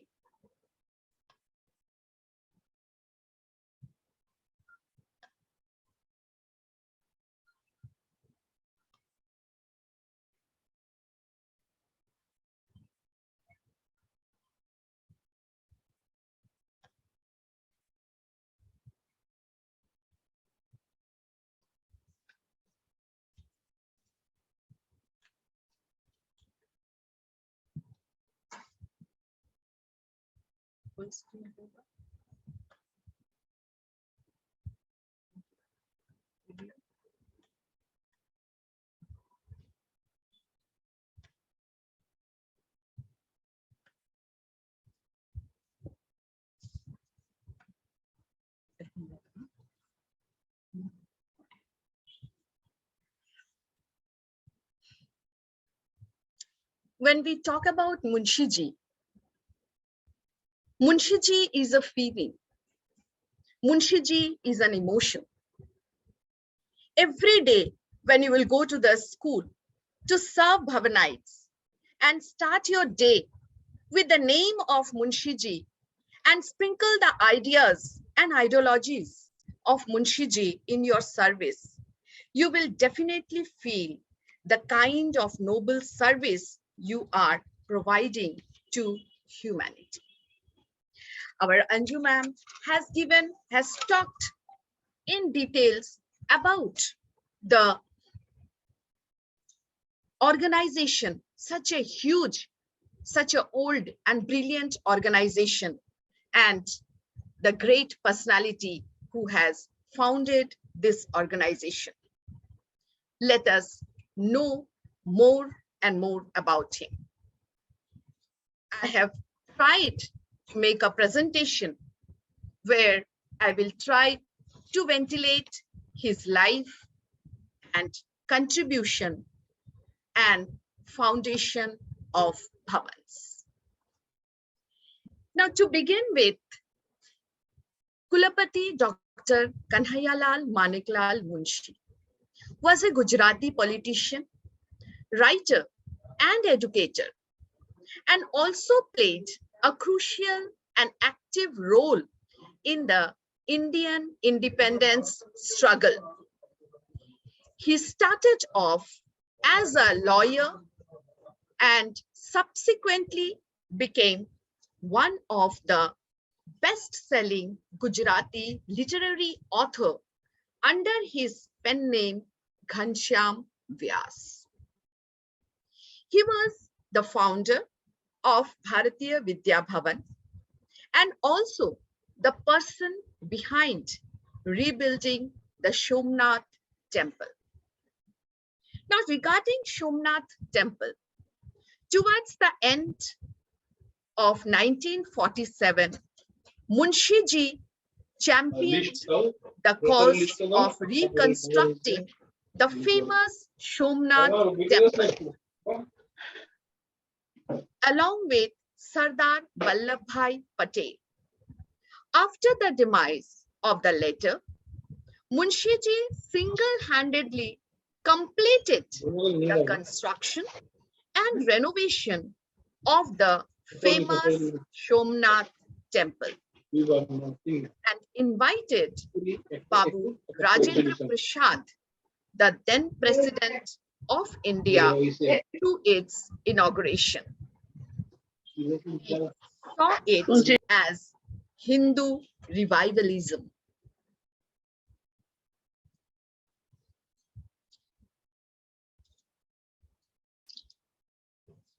Now, in his early life, when we will go to see about his early life, Munshi Ji was born on December 30, 1887 in Bharuch, a town in Gujarat state of British India.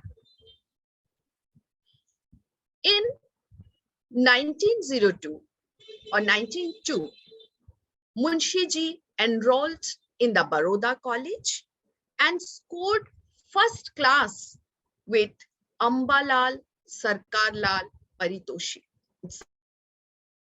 the award that was awarded to the best student during that time.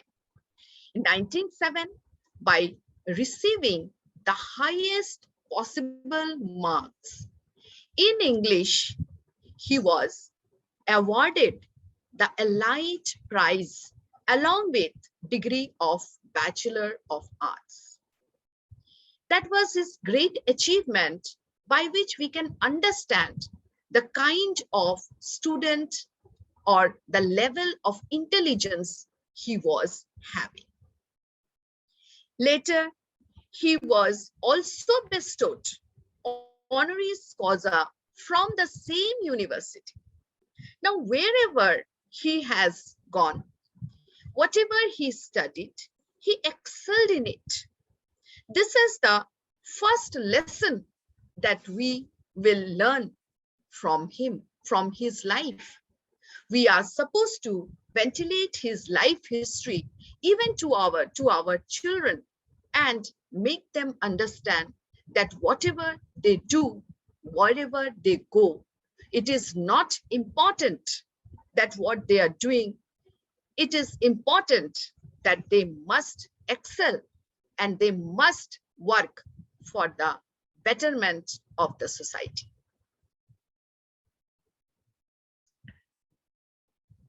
As we all know, that Munshi Ji was a great personality. There is no doubt about it.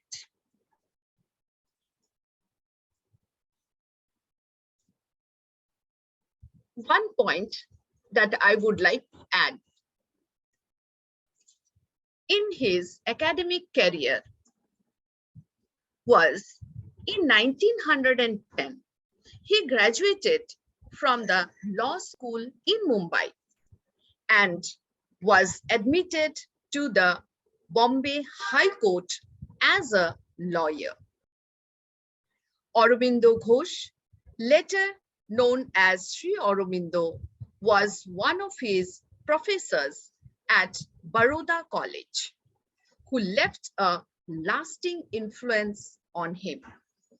Maharaja Sayaji Rao Gaikwad III, Mahatma Gandhi, Sardar Vallabhbhai Patel, Bhulabhai Desai all had a great impact on him.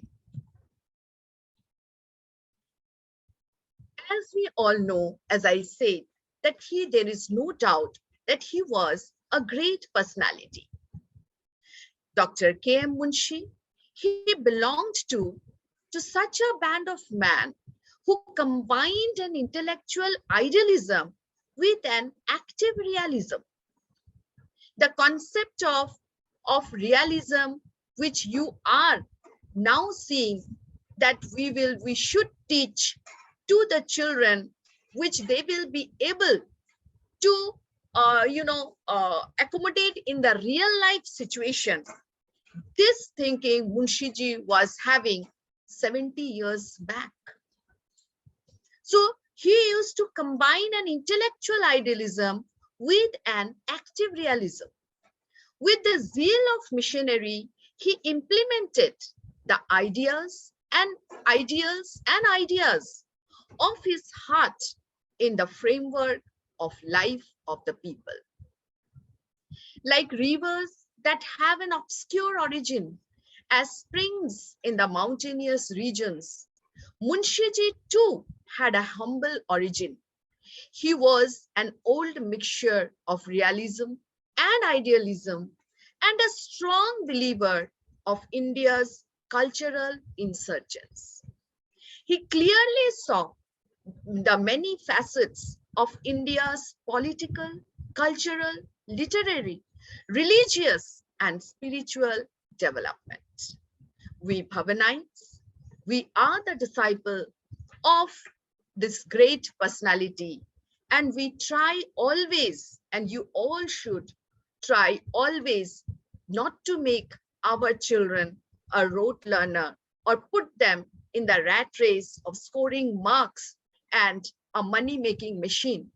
We must inculcate the true Indian culture inside our children so that they are not excelling only in the field of academics, but they are becoming a true bearer of Indian culture and heritage. And they are the ultimate human being. That is the most important thoughts of Bharatiya Vidya Bhavan.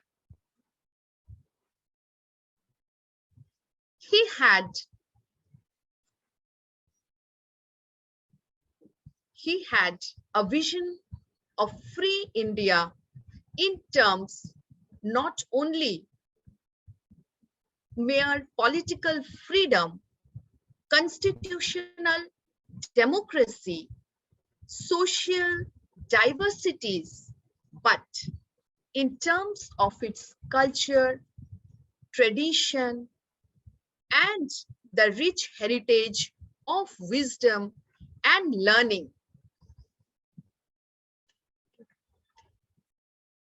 Learning in order to foster ethical, moral, spiritual, intellectual, and global values. When we talk about bhavans to our parents, to our children, when we talk about bhavans in the society, to our well-wishers, to our known people, we always mention that we carry values. Now, what are these values?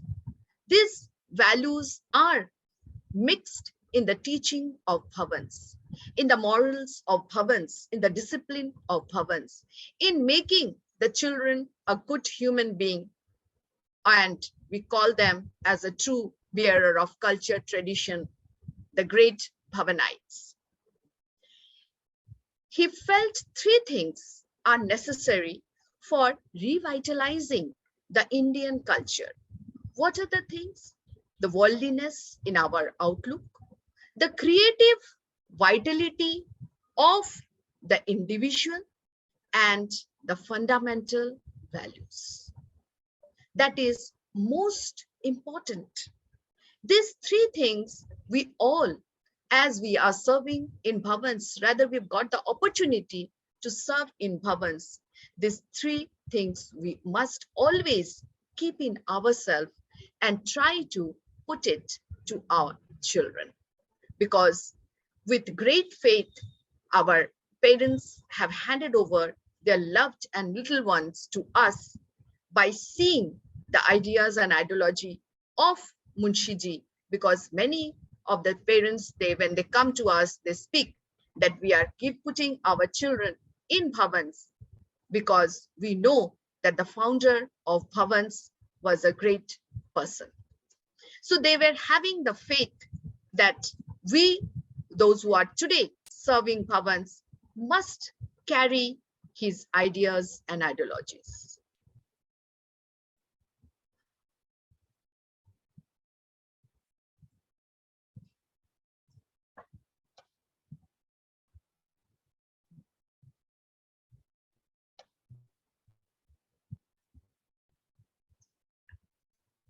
Now let us move towards his contribution, or Munshiji as an activist in pre-independent India as well as in the post-independent India. Now, in the beginning, I have said that he was having a great influence of Sri Aurobindo in his life. Now, as a result of Sri Aurobindo's influence, Munshiji moved towards a revolutionary group and became involved in the bomb-making process. He further joined the struggle for Indian home rule and was appointed secretary in 1915. So that was how he started the pre-independence, started as a pre-independence movement activist. He was appointed as secretary for the Bombay Presidency Association in 1917. He attended the annual Congress meeting in Ahmedabad in 1920 and was impressed by Surendranath Banerjee, the president. Many of the annual Congress meetings was being attended, but the mark that has a deep mark on him was the Congress meeting in Ahmedabad in 1920. He was even elected to serve in the Bombay Legislative Assembly in 1927. But Mahatma Gandhi persuaded him to quit following the Bardoli Satyagraha. We all, those who have studied little bit of history, you might be knowing that what had happened in 1920 Ahmedabad Congress meeting, what were the decisions that have been taken in Bombay Legislative Assembly 1927, and why Mahatma Gandhi persuaded him to quit, and what had happened in Bardoli Satyagraha. I'm here to discuss about his life and contribution, so I'm not going in depth about these incidents. Then in 1930, he took part in the civil disobedience movement and was first detained for 6 months. He was detained once more and imprisoned for 2 years in 1932 after participating in the second phase of the same movement. We know that civil disobedience movement started in 1930. Many of the, then leaders active leaders were arrested and put behind the bar. And their time for 6 months, he was also behind the bar. And that could not stop him. That could not stop him. Rather, it used to encourage the then leaders, and he was one of the prominent leader, gaining as a name of one of the prominent leader. Once more, he has participated in 1932, and once more, he was put behind the bar for 2 years. He was appointed secretary of the Congress Parliament Board in 1934. In 1937 election for the Bombay presidency, Munshiji was re-elected and was appointed Home Minister. As Home Minister, he put an end to the communal riots that broke out in Bombay. So that was one of the greatest contribution of Munshiji towards the society, because he was a firm believer of unity. He was the firm believer of peace in the society. He was the firm believer that we all must help each other. He was the firm believer of brotherhood, universal brotherhood. Now, after that, his contribution in the post-independent India, he was having the greatest contribution in the post-independent India too. He served on a member of committee of the Indian Constituent Assembly. Following India's independence, Munshiji traveled to the state of Junagadh to aid the Indian army to stabilize the region. He was appointed as the diplomatic ambassador to the princely state of Hyderabad. You all must be knowing that how difficult it was in the post-independent time to add all the princely states and make India a single unit. He served on both the committees that drafted the Indian Constitution. By the time you must be thinking that Munshiji was having a big contribution. He has participated in many of the pre and post-independent activities. So which shows that with the age, nobody could stop him. He was having the zeal to work for the country, and he has given his contribution wherever he can. So even for the drafting of the constitution, he was having a great contribution. He was the Union Minister of Food and Agriculture in 1950. From 1952 until 1957, he presided as the governor of UP.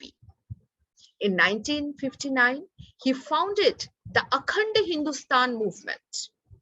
He presided over the Sandipani Ashram gathering in August 1964 that led to the formation of Hindu nationalist group Vishwa Hindu Parishad. And that was the beginning of the working of Vishwa Hindu Parishad.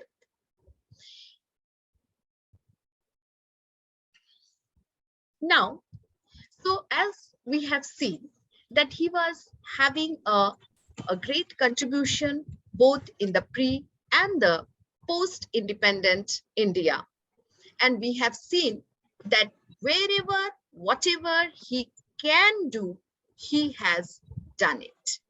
Wherever, whatever contribution he can give for the development of the country, for the betterment of the society, he has given his contribution.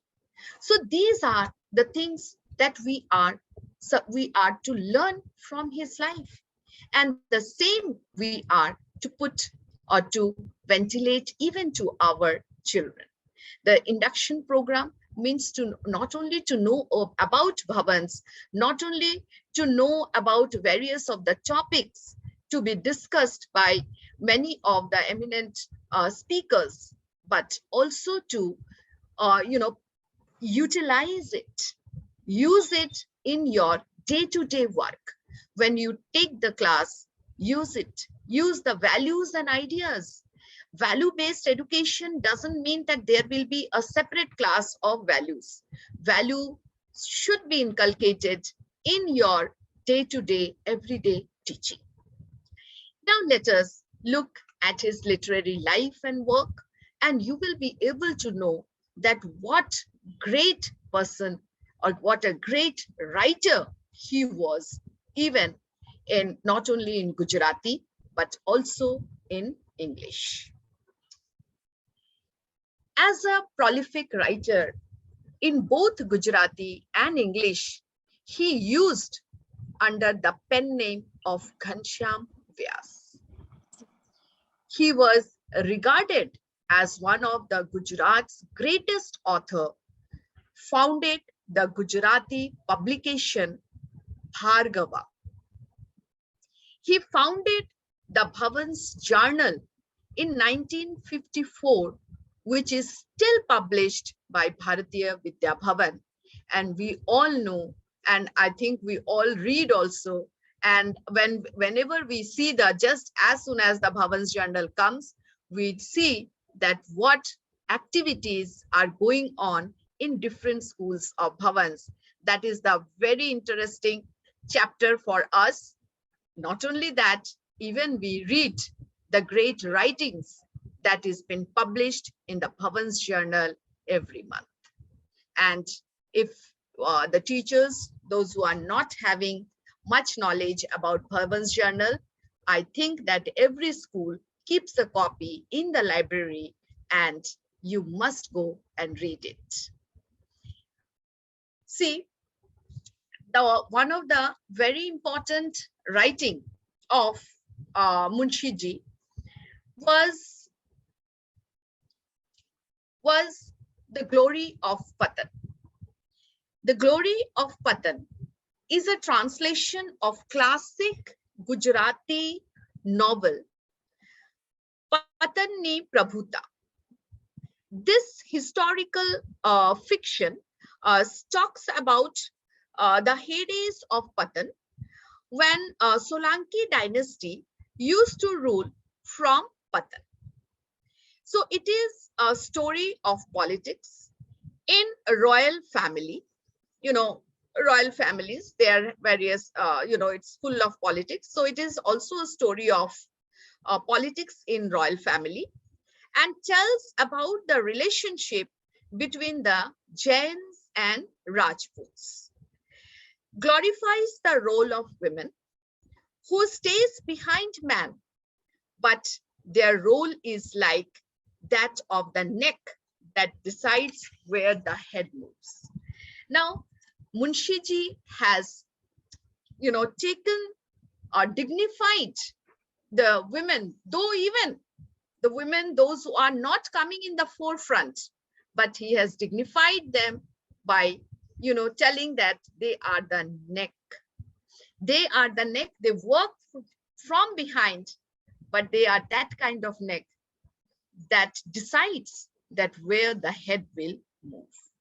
So if any of you get the opportunity, or you please take the opportunity, rather I will say, to read this wonderful writing of Munshi.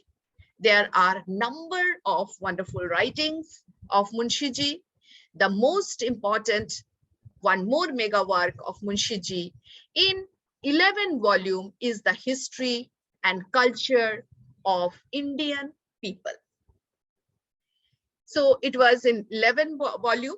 So if you are having an interest towards the literature, so you can also read it. He had a diverse range of interest.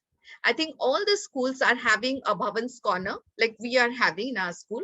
So where we keep many of the books published by Bhavans and many of the books, written by Munshi. So if you are having an interest, I will rather say that you must read it. He had a diverse range of interest in trilogy. The Glory of Patan, as I have said, The Lord and the Master of Gujarati, and Raja Dhiraj are among his best known historical books. Most of his works are based on imaginary historical subjects like early Aryan colonies or Krishna's activities or during the Mahabharata. So this kind of books, writings he was encouraged with, but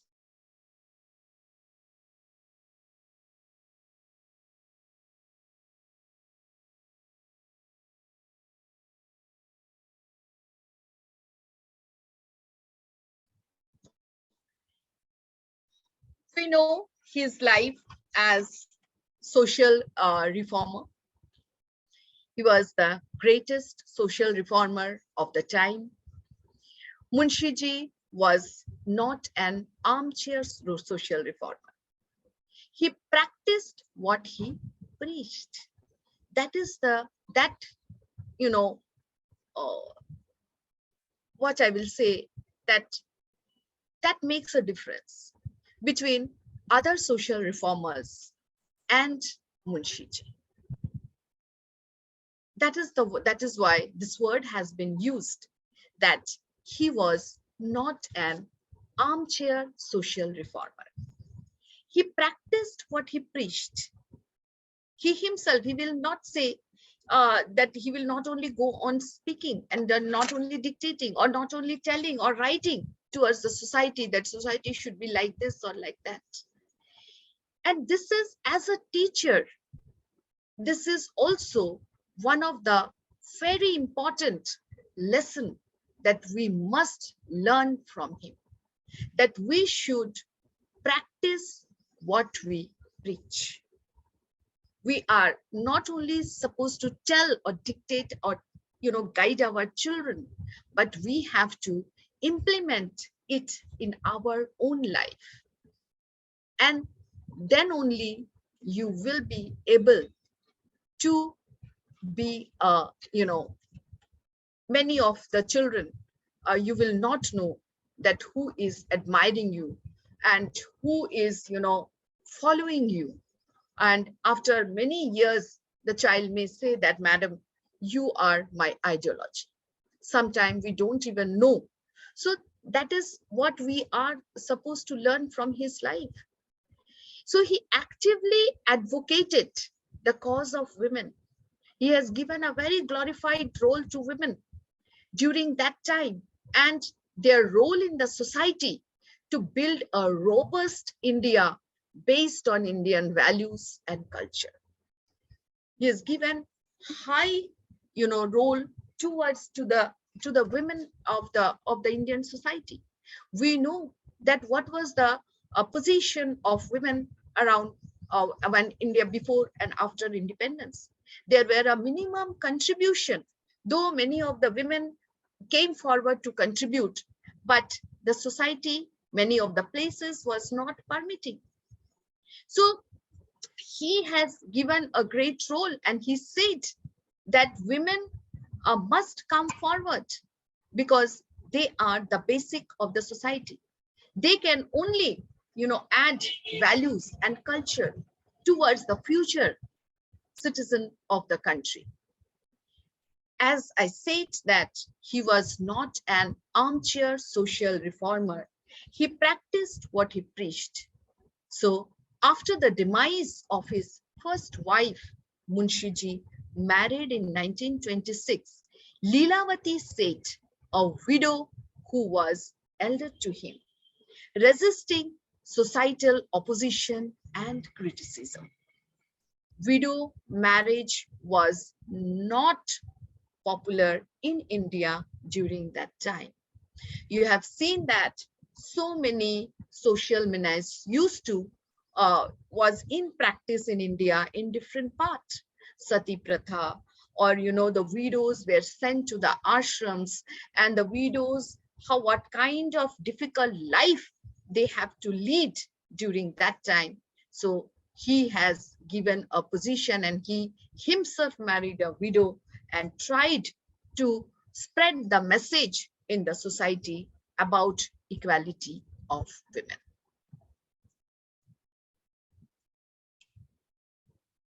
Now, as I said, that we, the disciple of Kulapati K.M. Munshi, we Bhavanites, we are the followers of Munshiji, and we are ever obliged to him that he founded such a great institution that today so many of us are serving his institution in India and abroad, spreading Bharatiya Siksha and Bharatiya culture and tradition with modern education. See, we don't only want that our children should learn Bharatiya Siksha and remain or be limited to any one of the place. We are supposed to make our children so that they can stand not only at the national, but stand in front not only at the national, but also at the international level. So see, Munshiji founded Bharatiya Vidya Bhavan in 1938. To him, Bharatiya Vidya Bhavan was the fountain of eternal knowledge based on universal and unflinching values, which absorbed into itself noble thoughts from all sources, irrespective of region, religion, or race. According to Munshiji, Bharatiya Vidya or Siksha is based on inalienable principles of Satyam, Shivam, and Sundaram, truth, goodness, and beauty, all of which are the basic feature of every religion in the world. These three words we must put in us always. These three inalienable principles, Satyam, Shivam, and Sundaram, truth, goodness, and beauty, all of which are the basic features of every religion in the world. Munshiji wanted to give a physical form to these metaphysical concepts, thus germinated the thought of an institution to promote, propagate, and spread this universal education, and thus born the Bharatiya Vidya Bhavan. With this as is what is it that he want to give the physical form to this metaphysical concepts, and thus germinated the thoughts of an institution. It came out on him that let us make an institution which will give physical form to these metaphysical thoughts, and which will promote, propagate, and spread this universal education. And this is how Bharatiya Vidya Bhavan has taken its birth. As we all know, as a Bhavanite, the motto of Bhavans is the statement from Rig Veda, Anu Bhadra Kratavo Yantu Vishwata. Let noble thoughts come to us from all sides. With this motto, we start our day, we start the foundation of Bhavans, and we use it on our everyday life. Once we enter the institution, not only that, once a Bhavanite is always a Bhavanite. We cannot, like as a Bhavans teacher and as a Bhavanite, we cannot differentiate, or we cannot say that this is my personal life, this is my professional life, because 24 hours the thoughts of Bhavans are within us. In our deeds, in our work, in our thoughts, in our work, whatever we do, wherever we go. So with this motto, Bhavans, these lines have been taken from Rig Veda, Ano Bhadra Kratava Yantu Vishwata. Let noble thought come to us from all sides. Today, Bhavans is recognized as an institution of national eminence by the government of India. Eminent personalities such as C. Raja Gopalachari, Sarvapalli Radhakrishnan were the founding member of Bhavans. And Anju ma'am's slide, in ma'am's presentation, you all have seen that what is the thoughts and ideas, who were our members. There were list of dignitaries, those who have given their contribution to Bhavans in the past, they're giving their contribution in the present, and there is a long way to go. Bhavans is having its endless journey. It will go on and on, generation after generation. And our role is to hand it over to our successors. In 1962, Munshi Ji donated all his properties to Bhavans. Now, what had happened in 1962, on the morning of the Silver Jubilee celebration of Bhavans, Munshi Ji donated all his properties to Bhavans. Was brought to the notice of Rajaji, Dr. Radhakrishnan, who was present at the function. He remarked that there is a worldly man living the ideal of Tena Tyaktena Bhunjita, enjoying in renunciation. And Dr. Radhakrishnan said instantly, with all my philosophy, I certainly could not have steeled myself to do such a thing like this. Such a thing like this, donating all properties, that kind of dedication, that kind of contribution, not only the founder, but also, he was a path shower to us.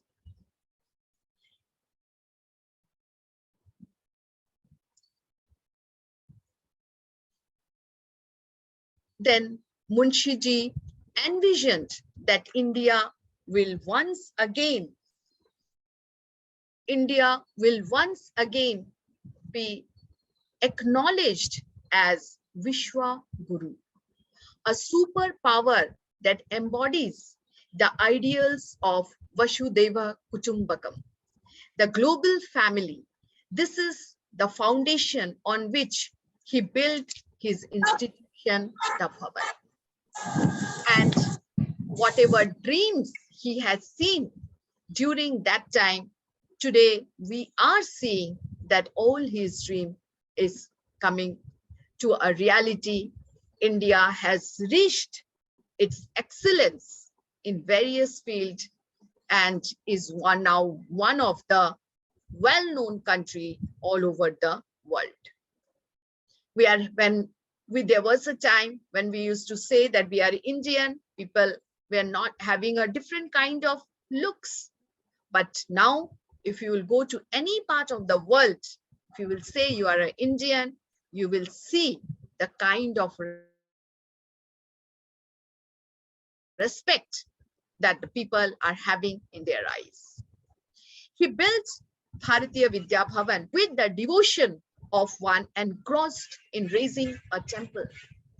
Like we built a temple, we devote ourselves, we do puja, we worship God with our full dedication. When we are in front of God, we are not having any kind of thinking. So that kind of dedication and devotion he was having when he raised Bharatiya Vidya Bhavan, as if he is raising a temple. It's a temple of learning. So my dear colleagues, so when we are in Bhavans, we must, as I said, serving to Bhavan means to service to God.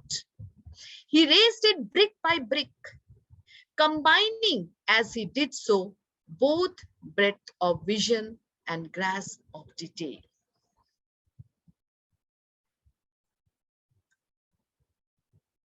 With the blessings of Mahatma Gandhi, when Bharatiya Vidya Bhavan was founded, it aimed at reintegration of Indian culture in the light of modern knowledge. From the very beginning, I was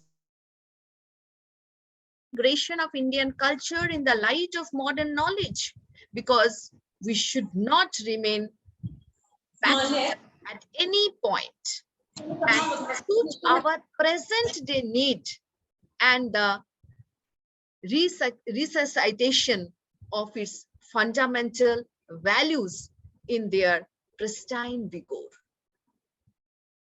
That it's not that we are tied with our tradition and culture, and we are not aware what is going on in the modern world.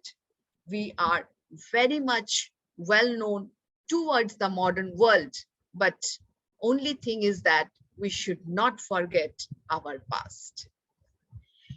Just as Gandhiji was the father of Indian political renaissance, so too was Munshiji the forerunner of Indian cultural renaissance. To Munshiji, political independence was just a step towards Sampurna Swaraj. For without liberating the spirit of India, which had been subjugated for centuries under the rule of diverse races, India was not truly independent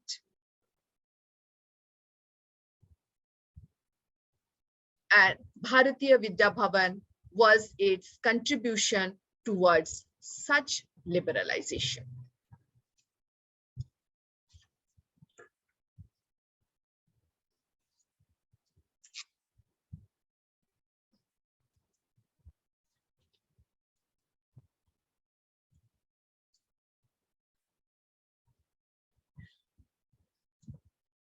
Now, these are the milestones.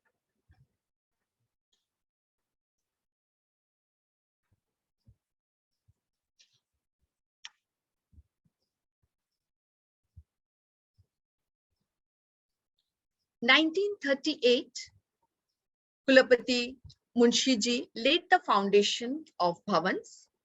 1940, Munshiji laid the foundation stone of Bhavan's first building at Andheri, Mumbai. 1944, the Bharatiya Itihasa Vibhag was organized. 1957, Munshiji laid the foundation stone of Bhavan's Kanpur Center. 1966, Kulapati Munshiji opened the Bhavan's Mahila Mandal School at Bhavan's campus at Andheri. 2010, K. Munshi Institute of Educational Leadership and Management was started in Delhi. 2012, Bhavan's Platinum Jubilee celebration and 125th birth anniversary of Dr. K. M. Munshi was celebrated with great pomp and show. Now, there are many more milestones to come. Today, Bhavans carries many multi-dimensional programs through 367 constituent institutions, 119 kendras or branches in India and 5 centers abroad. Today, as we crossed 85 years of the advent of this mighty institution, it is time we redictate ourselves to promote the cause of that Bharatiya Vidya, keeping aside all petty ideological differences and steadfastly worked towards making the dream of one India, one nation a reality. At the end, in conclusion, I will say that Munshi Ji was an extraordinary figure in Indian history who left an indelible mark on various domains. Munshi Ji's life and achievement serve as an inspiration to many, showcasing the power of intellect, perseverance, and dedication. Through his multifaceted contribution, he played an instrumental role in shaping Indian society and culture during a critical period of its history. K. Munshi unwavering commitment to education, literature, nationalism, and women's rights continues to resonate with people even today, reminding us of the importance of upholding these values. His legacy serves as a reminder of the transformative power of individuals who are driven by a vision of a better society, who work tirelessly to bring about positive change. In the words of Sri R. Venkataraman, the former President of India, in the galaxy of eminent man of India, Kanhaiyalal Maneklal Munshi is a shining star that still beckons humanity to the path of duty and dharma. My dear colleagues and respectable sir and dignitaries present in this virtual platform, I don't know, I'm sure that I have tried my level best to do justice to the topic which was given to me. And I hope that at least I could contribute little bit in your knowledge about the great personality of the country and our Guru, Kulapati K.M. Munshi. Thank you so much, sir, for providing this slot. Thank you very much. Thank you, ma'am. You have given historical details about Kulpati Kanhaiyalal Maneklal Munshi, his role in pre-independent India and post-independent India. What a prolific writer he was in Gujarati and English, greatest social reformer. And most important of all, he practiced what he preached. So this is something which we all must learn from the founder of Bharatiya Vidya Bhavan. And as disciples of Kulpati Munshi Ji, we must dedicate ourselves to cultivate values not only in us, but in our students also, our children, as they are a future treasure, so that they should always remain rooted in their own culture and values. I think that is the gist of, and that is the purpose why we are talking about Dr. Kanhaiyalal Maneklal Munshi. And as Anju ma'am and Swapna Shom ma'am, both of you, the sessions, one after the other, I think this is not only what only the teachers who are new for Bhavans, they should know. I think all of us should know all about him, because there is a lot to learn from his life. And I think that is the purpose we all are here for. Thank you so much, ma'am. Dipali, Thank you, ma'am. should I add something? Yes, sir. Friends, our two resource persons are here, Dr. Anju Tandon and Swapna Shom. And no doubt they have made a very difficult portion of our induction course very easy. Because this is one thing that when I was listening to Dr. Anju Tandon and Swapna Shom, I was thinking that there are so many things we still have to learn, and so many parts of history are not known to us. So please read more and more about the Bharatiya Vidya Bhavan and about K.M. Munshi ji, especially his books. His books are very cheap. If you go to Bharatiya Vidya Bhavan, this lab, especially his book about this Bhagwan Parshuram and Ved Vyas. I have read these books, so only I am telling about this. But today I have known about this history and culture of Indian people, 11 volumes. I'll see whether this is available in our library. If it is available, I'd like to see. So these are the various books, and one trilogy I also there. I had never thought that he has written trilogy. It is a new information. The Glory of Patan and Lord and Master of this Gujarati and Raja Dhiraj. So these trilogy is also very good. So thank you, Dr. Anju Tandon and Swapna Shom for giving a lot of information. Initially, I was thinking that it could be a very different type of session, but it is not different. It is very different, and it has set a momentum of our induction course. So thank you, Dr. Anju Tandon, and thank you, Swapna Shom, for being with us. Now it's open for discussion. Any of our educator, I'll not say teacher, any of our educator, if you want to ask any question from our renowned these two persons, they can ask. The stage is all set for you.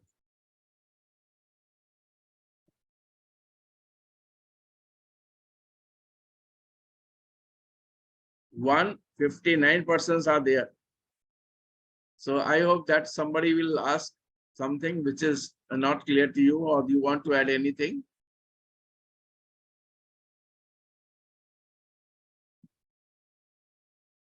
Why, I mean, you're so shy in asking the questions?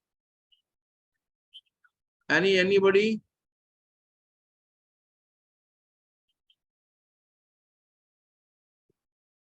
It means that it is very clear to you. You are very happy with the session. Awesome. Yes, sir. It was very enlightening and very informative. True. And after maybe they asked after the movie. Yes. So thank you, madam. Thank you very much, Dr. Anujit and Swapna Shom. Thank you very much. Thank you, sir. You have made the entire course very easy. Good start. Thank you, sir. Thank you, sir. So next in line, we have a film about Dr. Kanhaiya Lal Maniklal Munshi ji. Yes, that's good. So Shri Gautam Gupta, Yes, sir is yes. there. I think he's there. So Shri, introduce Gupta ji. okay.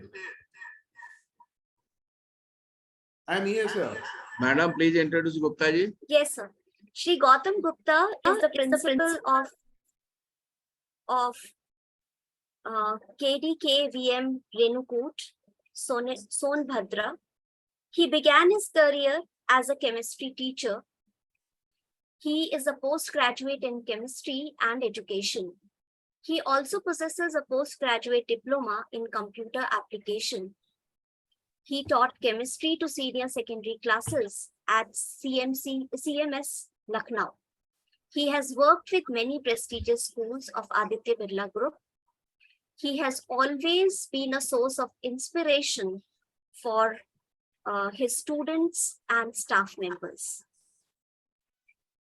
So I welcome you, sir.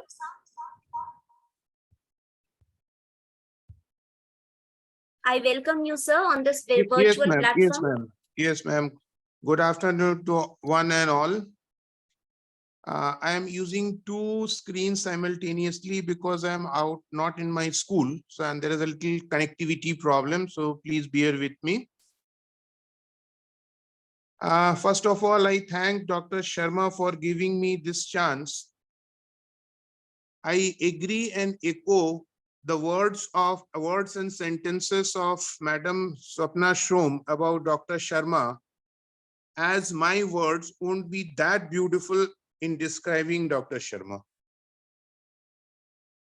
I have a bit paucity of time because the time slot is of 45 minutes and the movie is of 58 minutes and 39 seconds. So after this, if time permits, we will have a few questions as instructed by Dr. Sharma. So I think I straight away go to the movie. Just be here for a few moments until I share the screen.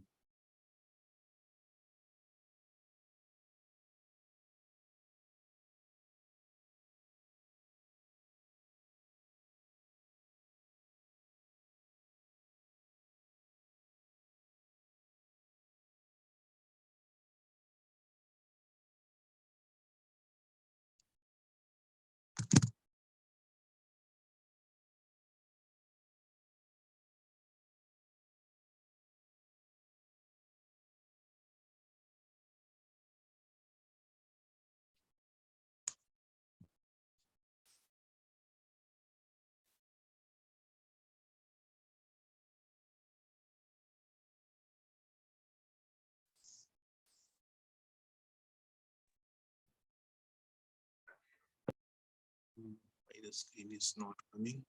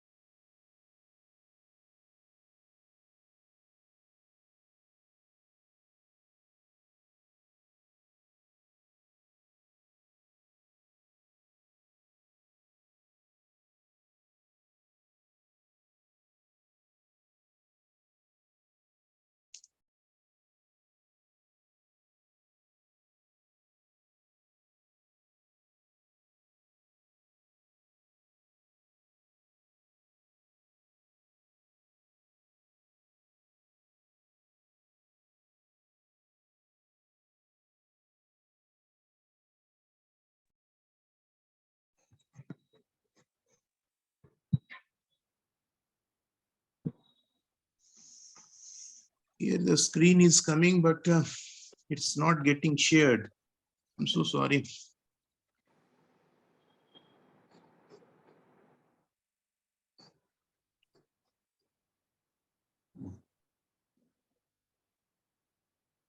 If possible, please send it to me. Oh, okay, it's visible. We can see. We can see. Okay, sir. Okay, sir. We can see. Beautiful.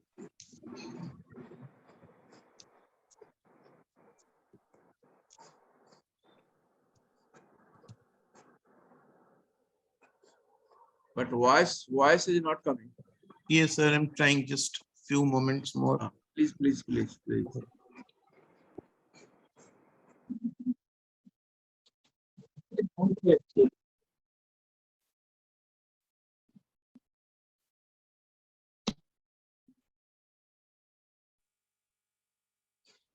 Here the volume is full. The volume will not going to come as when you have tried to share it. Yes, sir. On the share screen, there's an option at the bottom left corner, share with sound. So you have to check that one box again, and then you can share it, so the sound will going to come again. Right. Should I stop it and reshare it? Yes, sir. Absolutely, sir. So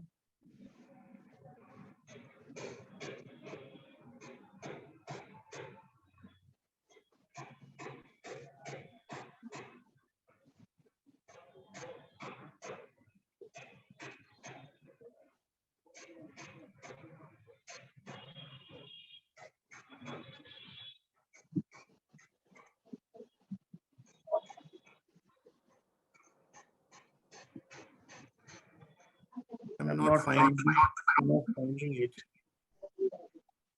Your screen If you have it on your computer, you can send it to me through WhatsApp. Right, I'll send it to the computer in charge. He will take care of this. Okay? Right, sir. So it would be faster if I send you the link.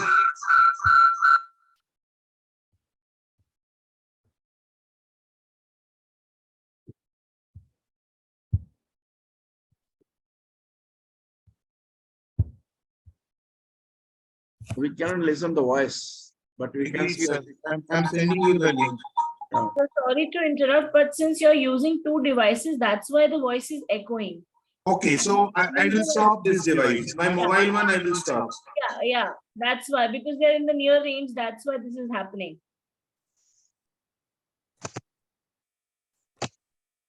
I've stopped this one. Yes.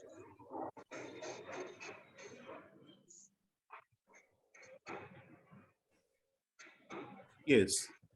Now I think I go ahead with the cancel this, stop sharing. Now I will share.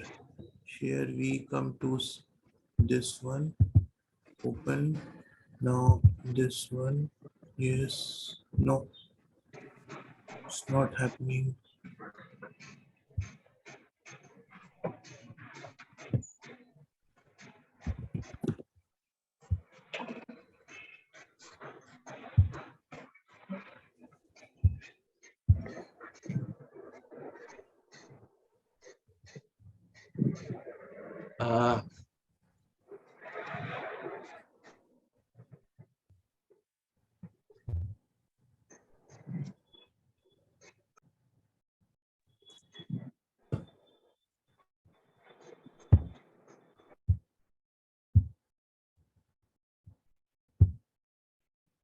It's still the sound is not coming. It's coming now, sir. It's coming now. It's coming. ईशावास्यमिदं सर्वं यत्किञ्च जगत्यां जगत् तेन त्यक्तेन भूमिहा मा गृहः कस्य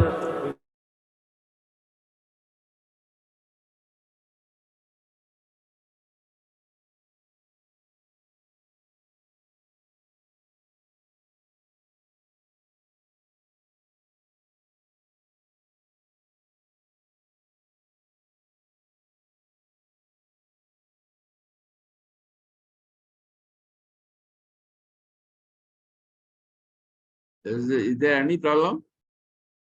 Sir, I think sir has left the meeting. Okay. And so no issue. So friends, this particular film is made by this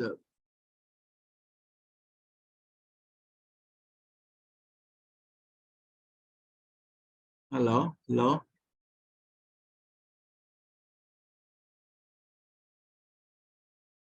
You are audible, sir. Yes. So this particular film is made by Bharatiya Chalchitra Nigam, and it is on the open domain. You can see it in the YouTube also. But I have requested him to especially take this particular movie and show it to you.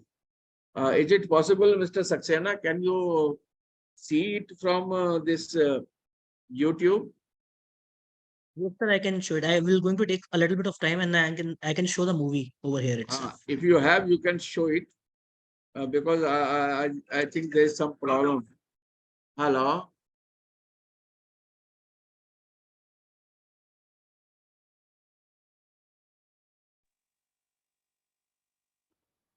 YouTube link also can be provided so that we can see. I require the link for The that. link I am sending you. Okay. Okay.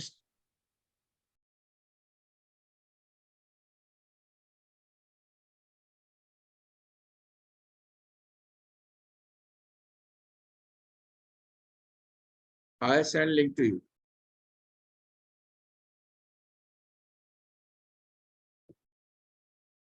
Yes, sir. Playing in a minute.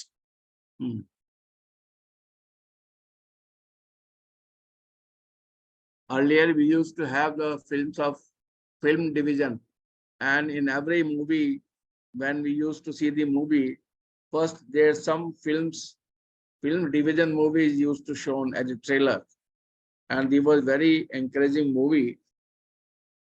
But now this facility, I don't know whether this facility is withdrawn. Now they don't show any film which is prepared by film division, and generally film division used to produce films based on social cause.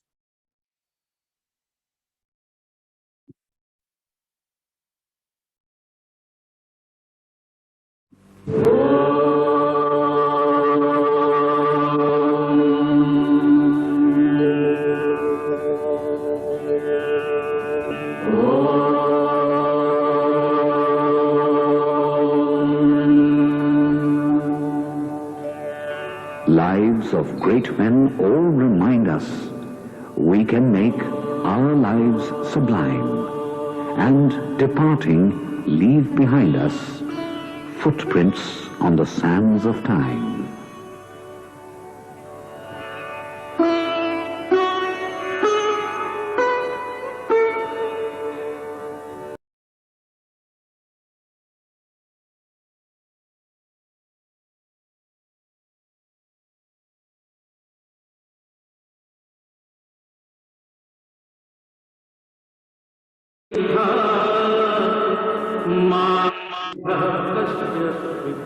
Kanhalal Munshi was the owner of almost infinite variety of talents.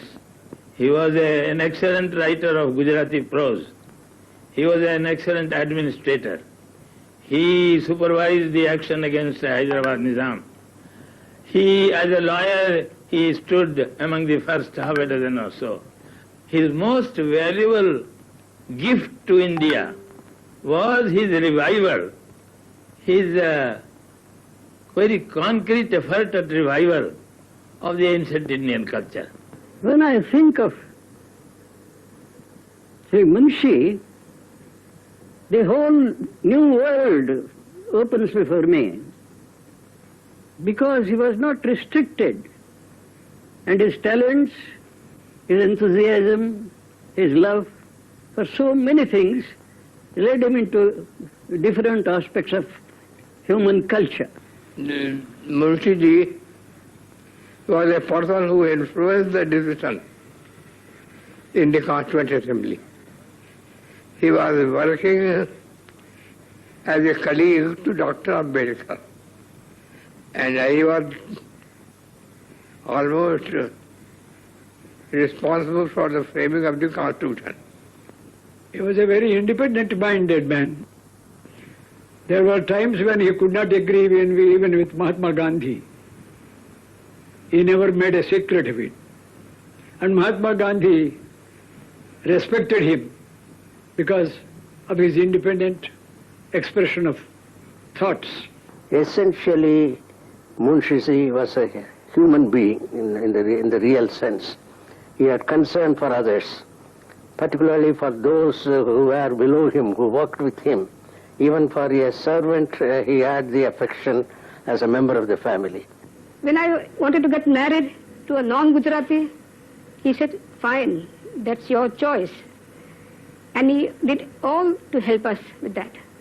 Mr. Munshi's great thing was, on one side, it was his outlook on, he had no parochialism whatever. He treated everybody alike, whether it was South Indian, Tamil, Gujarati or Punjabi, he treated everybody alike. I never felt that I was somebody outside the family that way.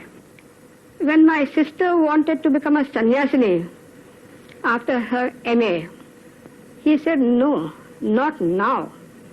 You take your PhD and you do 5 years of lectureship. At the end of it, if you still want to be a sannyasi, I'll give you all permission, my blessings. Speaking about his life, Munshi says, the whole of my life has been a steep climb, from a weak childhood to tolerably good health at 60. From an eating house costing 5 rupees a month to comparative luxury. From complete obscurity to some recognition. From inability to frame 2 sentences well to half 100 volumes in every branch of prose. But God has indeed been good. I have climbed, no doubt, strenuously, but laughing, playing, running. Sometimes I have stumbled, but on my way I have picked flowers, and every morning has brought me new joy.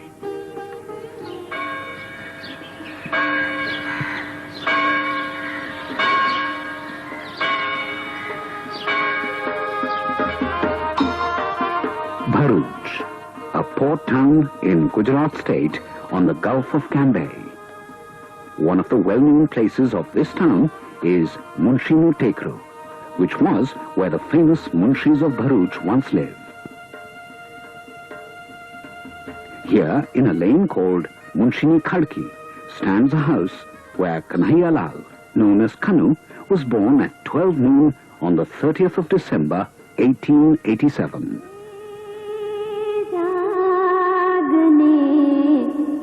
जादवा Krishna Gowalia तुझ बिना देनुमा कौन जाशे हे जागने Munshi belonged to an ancient Brahmin family, a family of lawyers, which strictly adhered to the traditions of learning and enlightenment. Munshi's father, Maniklal, however, deviated from the hereditary path. He served for a time as Diwan and later became deputy collector in the British Raj. Both Maniklal and Munshi's mother, Tapiben, were endowed with noteworthy literary abilities, which their son, Kanhaiya Lal, was to inherit in plenty. Munshi bore a deep affection for his father. He also owed much to his mother, Tapiben. Talking about his mother, Munshi says, "My mother, throughout her life, was an unwearied writer. She wrote notes, accounts, inventories, advices, poems, Puranic episodes, philosophic thoughts, and even in that age, an autobiography." She fed her little son with tales of the great deeds performed by the heroic figures in the Ramayana and Mahabharata. This instilled in him a deep and abiding admiration for the greatness and the glory of his motherland. In accordance with the custom of those days, Munshi was married rather early, at the age of 13 years, to Atilakshmi in the year 1900. Munshi studied in a local high school in Bharuch, the R.S. Dalal High School, from where he matriculated in 1901. He was then sent to Baroda College for his degree course. It was here that Munshi came under the spell of Aurobindo Ghosh, who was his professor of English. The influence of Sri Aurobindo remained with Munshi for a long time to come. Munshi had also a deep admiration for Shivaji, founder of the Maratha Empire, and a great fighter and patriot. In 1906, Munshi obtained his BA degree and won the Elliott Memorial Prize of Baroda College. In 1910, he passed the final LLB examination and qualified for the legal profession. Munshi's interest in politics had begun in 1903, when he was in the first year of his college career. In 1907, Munshi attended the Surat Congress, enthusiastically serving as a volunteer in the camp of the so-called extremists. This was his first exposure to Bal Gangadhar Tilak, Bipin Chandra Pal, and Lala Lajpat Rai. On the 22nd of July, 1910, Munshi went to Bombay to receive his law degree and make his career there. he had no resources of his own, nor cousins to maintain him. The Bombay bar of that time looked like a heavily guarded fortress. Men of great legal ability and acumen like Sir Chimanlal Setalvad, M.R. Jaikar, Bhulabhai Desai, and many others manned its battlements, making it difficult for outsiders to storm them with success.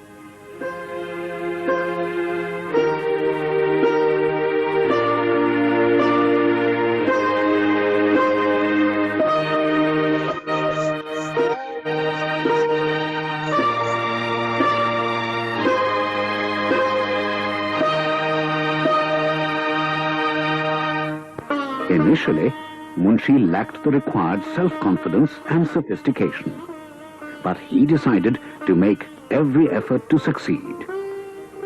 He took his initial training with a well-known firm of attorneys, Messrs. Matubhai Jamiatram and Madan. In February 1913, Munshi appeared for the difficult advocate's examination and was declared successful in the following month. Later in June, Bhulabhai Desai took him as his junior. Addressing Munshi, he said, "If you will be useful to me, I will likewise be useful to you." Munshi soon proved that he was a match for Bhulabhai, and the relationship developed into a lifelong friendship. Dr. L.M. Singhvi, an eminent jurist who worked at one time as Mr. Munshi's junior, recalls his experience. As a lawyer, there was nothing that he touched and did not make look quite different. He took to Hindu law and he made a contribution which was unique. He was a great civil lawyer, he was a great tax lawyer, he was a great constitutional lawyer, he was a great criminal lawyer, he was a great cross-examiner. And it's remarkable that one man achieved it all in so many different fields. He had a mastery of facts, a style of advocacy which was very persuasive. And when he told his story, it had the ring of the truth. When he presented a case, it had a persuasiveness all its own. When he expounded a point of law, it seemed as if it is from the statute book or the textbook itself. By the 1930s, there was no branch of law which Munshi had not studied in depth. He also made a penetrating study of the ancient Hindu sacred texts to attain mastery in Hindu law. Munshi practiced law for over 40 years and appeared in a large number of cases involving the most varied points of law. Munshi was also fascinated by Mrs. Annie Besant's dynamism and enthusiasm for Indian independence. On September 25, 1915, she had started the Home Rule League and made it a countrywide organization. Along with a number of other intellectuals, Munshi had joined the league and had worked tirelessly to carry its message in Bombay and to many parts of Gujarat. He had started a weekly paper, Young India, and edited it along with Jamnadas Dwarkadas. After Gandhi was admitted in the Home Rule League, he drastically amended the aims and objects of the league. Many influential members like M.R. Jaikar, M.A. Jinnah, Jamnadas Dwarkadas, Jamnadas Mehta, and Mangaldas Pakwasa refused to endorse the changes and resigned in protest. Among them was also K.M. Munshi. While making a career at the bar, Munshi never thought that one day he was also destined to emerge as a luminous star in the firmament of Gujarati literature. In 1911, he had become secretary of the Gurjar Sabha and had won the Students' Brotherhood Motiwala Prize for his article, Theory and Practice of Social Service. From his college days, Munshi had been a diligent student of European literature. Alexander Dumas, Victor Hugo, Walter Scott, Goethe, P.B. Shelley, Bernard Shaw, and H.G. Wells were his literary godfathers. In 1912, Munshi's first story, Mari Kamla, was published in a Gujarati magazine called Stri Bodh. He wrote it under the pen name of Ghansham. Leading literary critics of that time applauded his maiden effort. In the following year, 1913, he wrote a social novel, Verni Vasulat, Revenge Accomplished. It was serialized in the weekly Gujarat and brought him a remuneration of 20 rupees a month. The character of the heroine, Tanman, won the hearts of all Gujarati readers, and the novel became an instant success.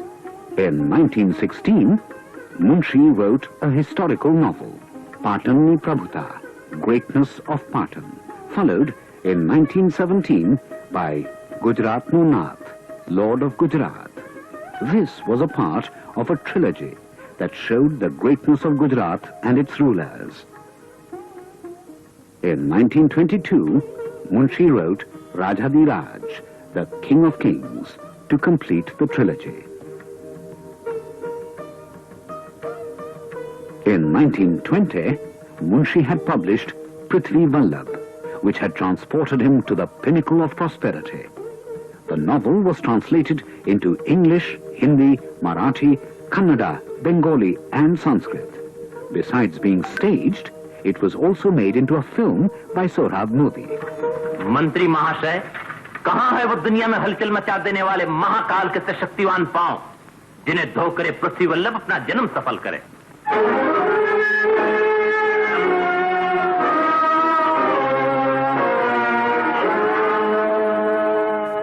Avanti राज, हारा हुआ राजा सदा से जीते हुए राजा के पांव धोता आया है।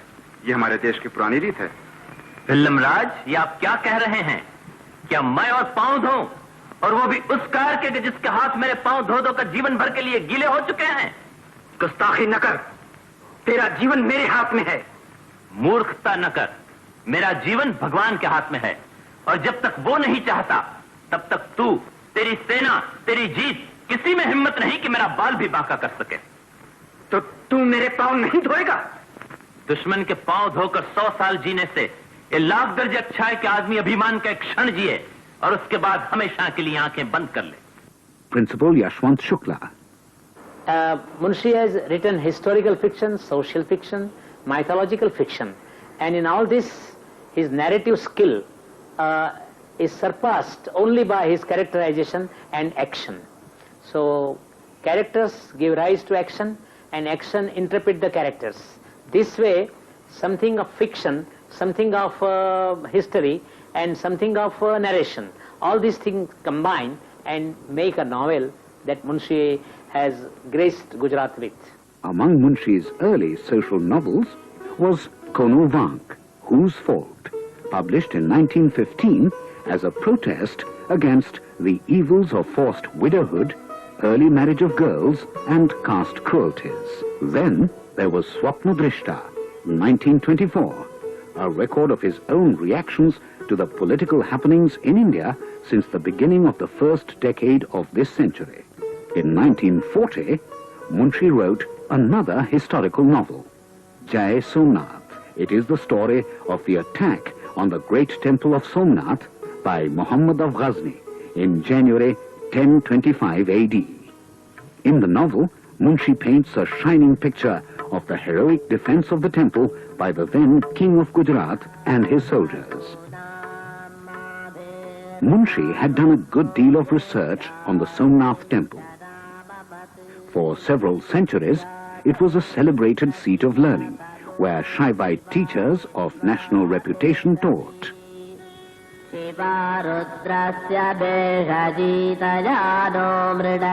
Munshi therefore made all efforts to see that the government of India took positive steps to renovate the temple. Munshi was one of the founder trustees and played a great part in preparing the trust deed of the temple. He also took great interest in its reconstruction. Munshi wanted the temple to become a great center of learning, particularly in Sanskrit, with the capacity to attract students and scholars from all parts of the country. On the 11th of May, 1951, the then President of India, Dr. Rajendra Prasad, performed the opening ceremony of the new temple. On this occasion, Munshi convened an international conference of Sanskrit to mark the inauguration of Sanskrit Vishwa Parishad. The Somnath temple stands today as a witness to the untiring efforts of Munshi in initiating the process of its reconstruction.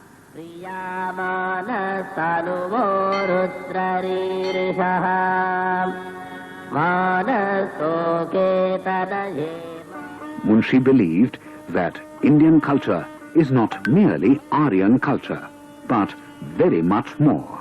He said, we cannot repudiate the Gandhara art because of Greek influence. We cannot disown the Taj Mahal because of its Islamic inspiration. We cannot reject the art, the manners, the institutions which Hindu-Muslim adjustments have given birth to. We cannot even throw off the Western influence and institutions which have grown into our life. Munshi therefore undertook the stupendous task of getting the history and culture of the Indian people written by India's own historians, so that the world might catch a glimpse of India's soul as Indians see it.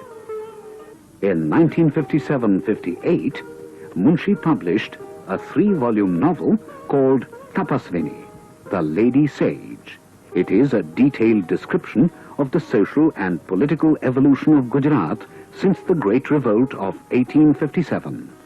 Another of his momentous creations was Krishna Avatar, the incarnation of Lord Krishna. This great work, in 8 parts, brings alive the life and message of Lord Krishna. Munshi was a prolific writer. Apart from novels, dramas, and short stories, his literary output includes historical biography, his travels abroad, literary criticism, and scholarly essays on a wide variety of subjects.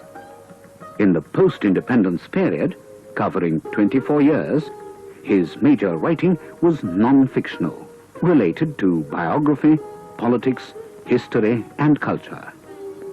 Out of Munshi's anguish during the campaign for India's partition arose in 1942 the book Akhand Hindustan. In 1957, he wrote The End of an Era, a record of his experiences in Hyderabad soon after independence. The last major contribution of Munshi to Indian political literature consists of the 2 volumes of Pilgrimage to Freedom, embodying Indian constitutional documents from 1902 to 1950, known as the Munshi Papers. Munshi was also an accomplished journalist.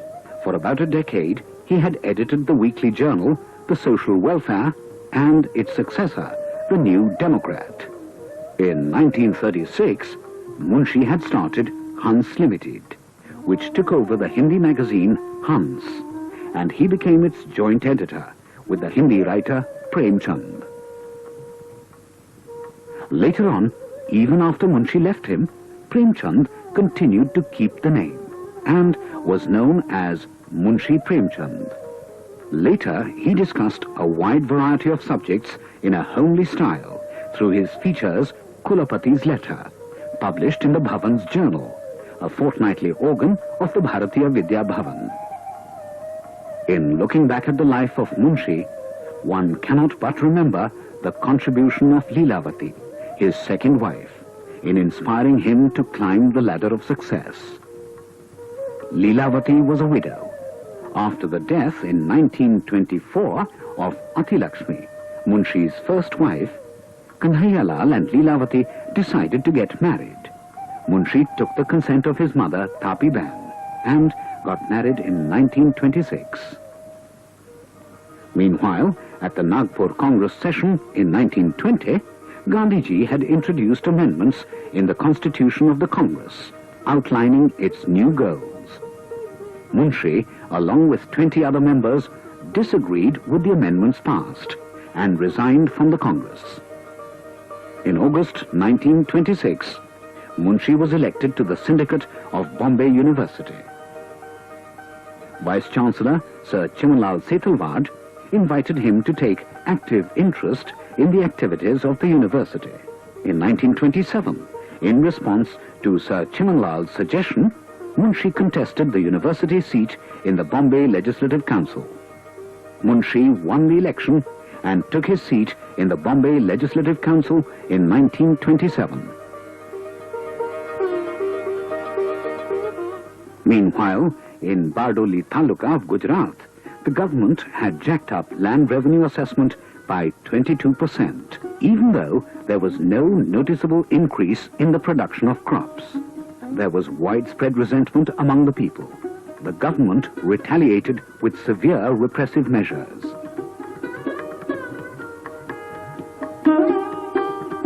Standing crop, land, and even buffaloes were seized and auctioned at a nominal price. In response to the request from the farmers, Sardar Patel took up the leadership of the Bardoli agitation.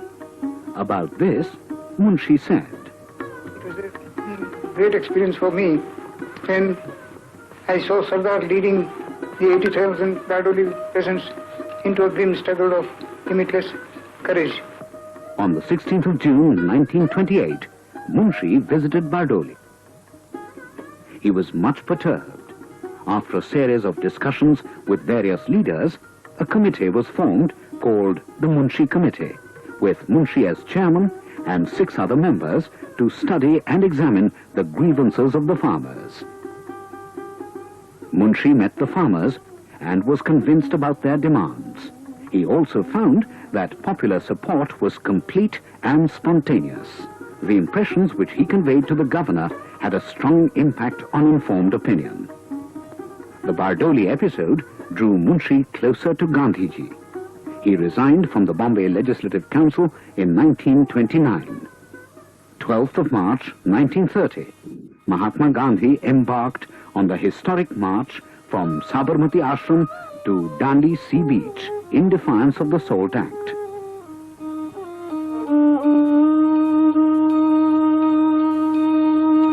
On the 14th of April 1930, Munshi rejoined the Congress. Offering his services to Gandhiji, Munshi said, "When the whole of Gujarat, and with it India, has started on a glorious march to martyrdom, I, who dreamt of their greatness through my literary efforts, cannot stand by and look on."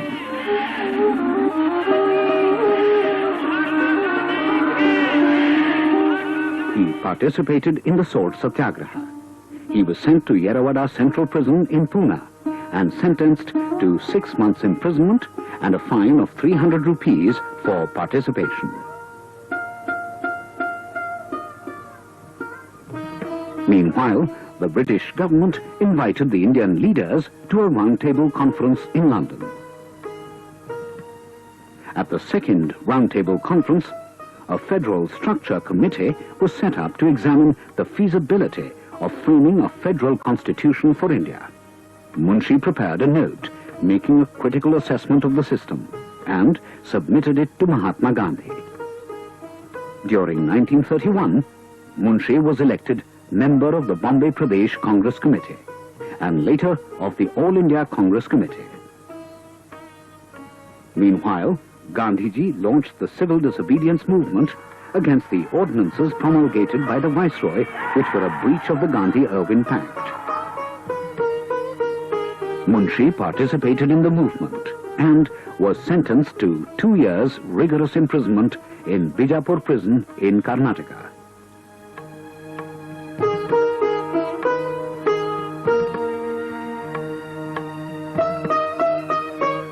In 1936-37, the Congress participated in the elections and showed an outstanding performance. In the Bombay Assembly, the Congress led with 87 members. Munshi won the election as a Congress member to the Bombay Legislative Assembly. He was later appointed Home Minister in the first Congress government in Bombay State. During his tenure, His gifts as an able and resourceful administrator were brought into full play. The manner in which he handled the communal situation at that time won him a lot of praise and appreciation. It was after the outbreak of the Second World War in September 1939 that the Congress ministries resigned the following month. Meanwhile, the freedom movement was in full swing all over the country.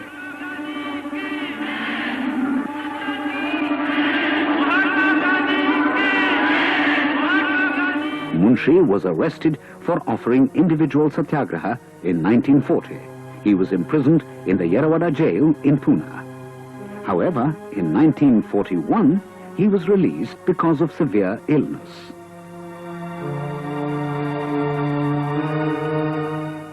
Since 1923, Munshi had consistently been thinking of giving an institutional foundation to his ideas and ideals. He had remained associated with social welfare activities and was involved with many educational institutions and trusts. In 1939, Munshi, along with Sardar Patel, had started the Institute of Agriculture called Krishi Go Vidya Bhavan at Anand. It was popularly known as Khetiwadi. Sardar Patel was the chairman and Munshi was the vice chairman of this institute. After the death of Sardar Patel in 1950, Munshi took over the chairmanship of the institute. Earlier, in 1937, Munshi had been legal advisor to two Marwadi clients, Mansuklal Sheth and Mungalal Goenka. Both of them told Munshi that they desired to donate an amount of 9 lakh rupees and 6 lakh rupees towards the cause of farmers and cows, respectively. Taking advantage of this opportunity, Munshi initiated action and, with the concurrence of the then government of Bombay, started the MC School of Agriculture for training the young sons of the farmers at Anand. He also started the Sheth Mungalal Goenka Institute of Animal Genetics and Nutrition. The foundation stone of this institute was laid by the then President of India, Dr. Rajendra Prasad, on the 16th of October 1950. He also took the initiative to improve the milk yield ability of Kankraj cattle, and a herd of 55 cows was established in 1941-42.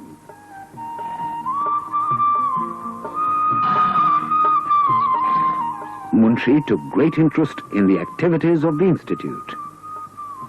On the 31st of January 1952, he performed the opening of Bansilal Amritlal College of Agriculture and enhanced the activities in the development of the institute.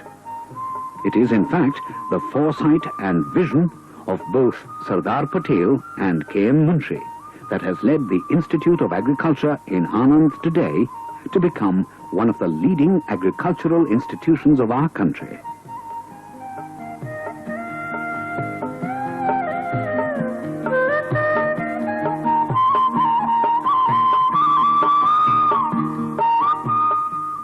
But his long-cherished dream of founding a cultural institution became a reality when the foundation of the Bharatiya Vidya Bhavan was laid on November 7th, 1938.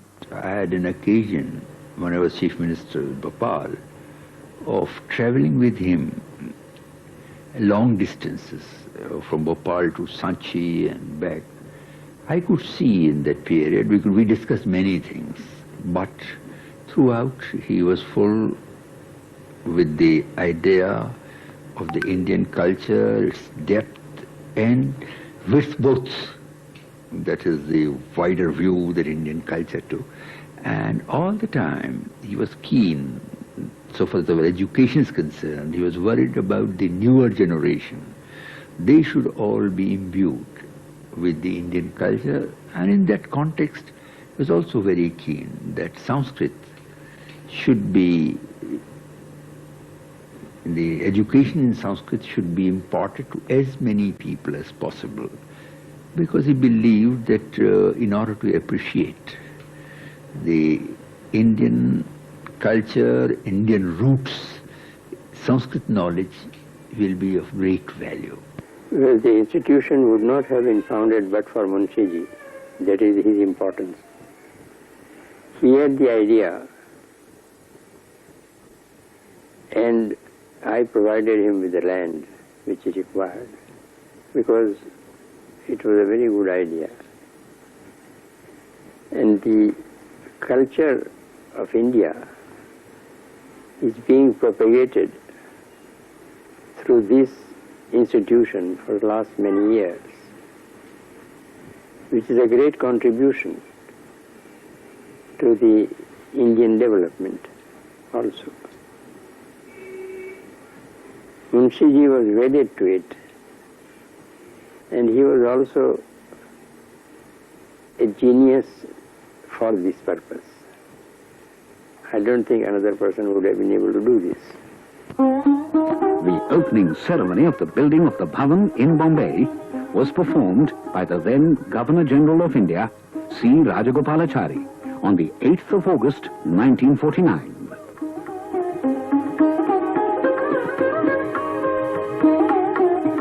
On the occasion of the establishment of the Bhavan, Munshi had said, "For many years, it has been the dream of the Sahitya Sansad to crystallize its work by creating a center in which the ancient learning and modern intellectual aspirations of this land could combine to create a new literature, a new history, and a new culture." The Bhavan will be the new association where modern Indian culture will be provided with a historical background.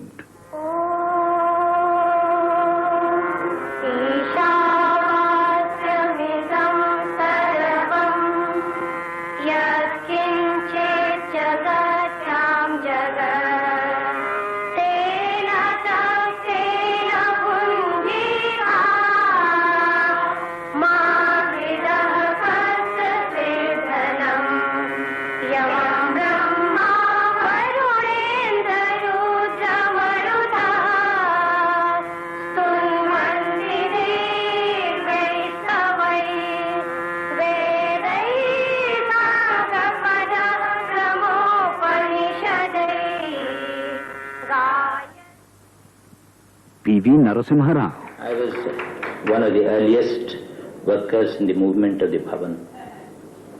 Munshiji was so happy with me, so affectionate to me. He treated me like his son. He gave me great inspiration.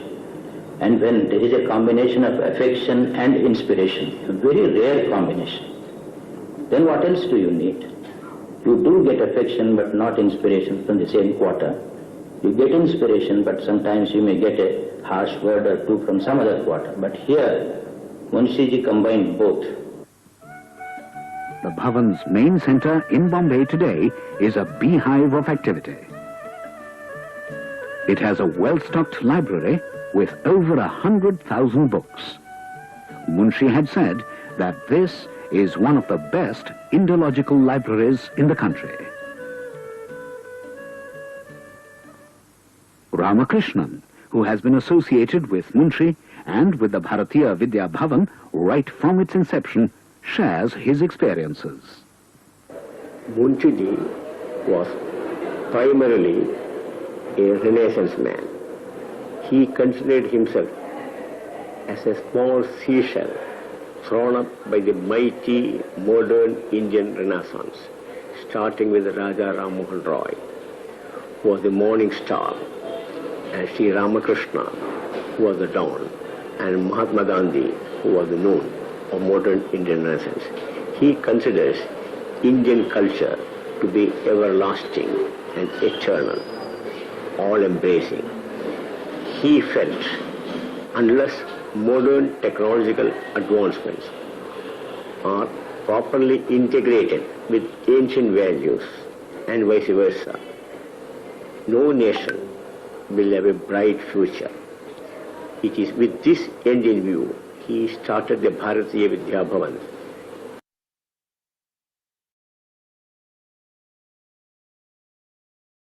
This presentation is really a source of inspiration for all of us, but time is a constraint. We'll share the link in the group later on.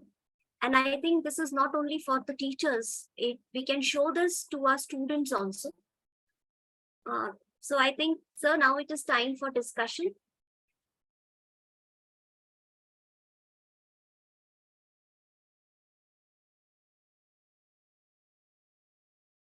We live in this world in order always to learn industriously and to enlighten each other by means of discussion and to strive vigorously to promote human progress.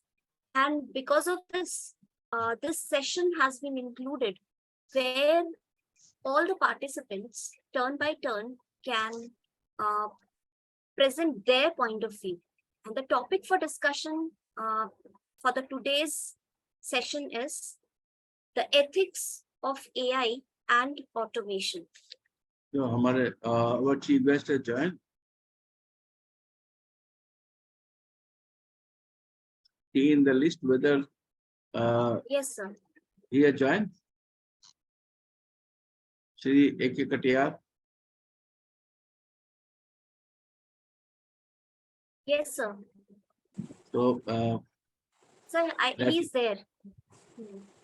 Please share. Yes, this session will be presided by Shri A.K. Katiyar, ex-Assistant Commissioner, Kendra Vidyalaya Sangathan. Sir is there. Sir is there. Hello. Hello, everybody.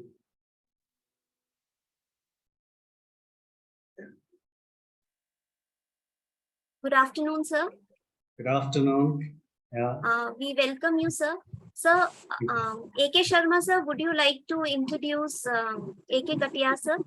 Yes.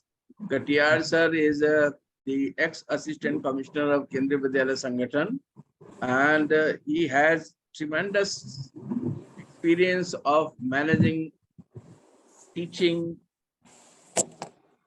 physics, and he has also taught in Bhutan and in Kendriya Vidyalaya Moscow. It is a privileged posting of Kendriya Vidyalaya Sangathan, where very few persons are nominated and only one is selected. So he was lucky enough to serve in Kendriya Vidyalaya Moscow. Also, he conducted a number of training programs for PGT physics and several other. And he was associated with many organizations, like you can see here the Cambridge School, and then he was also associated with the Quality Council of India, and he has got many awards. Awards name is not written, but he has got many awards, recognitions, and his students are well pleased and remember the teacher. And presently he is associated with Yogadas Satsang Society, and it is in Ranchi. He is associated in that particular institution.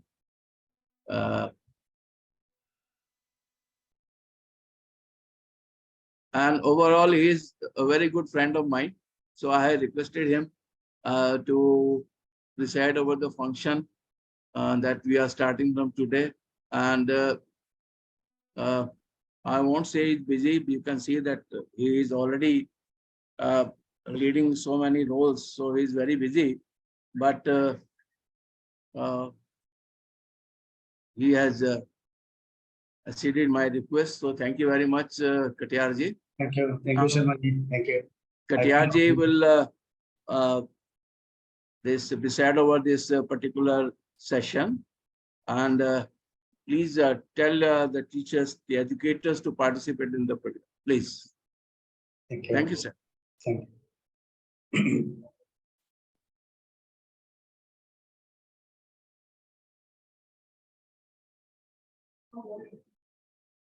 Topic and the group. The topic for discussion is the ethics of AI and automation. Group number 1. Group number 1. I shared few views of mine. I would like to share the screen, sir.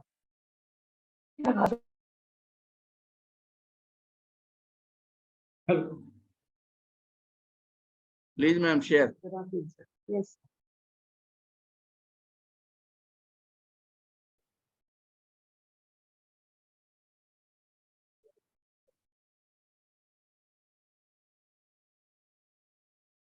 So this is the very brief presentation that I have made. This relates to what it actually means. So what are the ethics of artificial intelligence and automation? Artificial intelligence, I think we all know what it is. Madam, we So, cannot see you. Where are you? A sir, video is not working. Sir, 1 second. It is. Please, now. Yes, Okay. yes. Yeah, yeah. Okay. Also introduce yourself, Alka ma'am. Yes, ma'am. I think it's all on. A bit louder, Alka ma'am. Yes, sir. So 1 second. Can you all see my screen now? Yes, ma'am. Yeah. With the video provision, may I start? Hello, good afternoon, sir. Good afternoon. Yes, sir. Can I begin?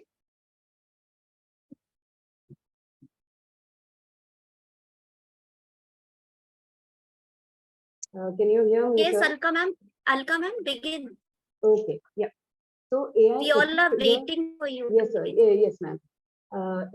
This is basically when we talk about artificial intelligence, we need to have a lot of ethics because nowadays we are moving into this particular stream of artificial intelligence, and we all know how far we have reached after the COVID times. So AI ethics is a system of moral principles and techniques intended to inform the development and responsible use of artificial intelligence technology. Now, in other words, I can also say that it involves the principles and values that guide how these technologies should be developed, used, and deployed. Like there are lots of ways through which we need to take care. Excuse me, Alka ma'am. Sorry to interrupt you, but you were showing some presentation. We cannot see that. Oh my goodness. Yeah. I thought you began with it and now you are able to see. Ma'am, it is a presentation. So can I just take 1 minute? Because ma'am, if you can share your presentation with me, I can share it from here. Sure. Yeah.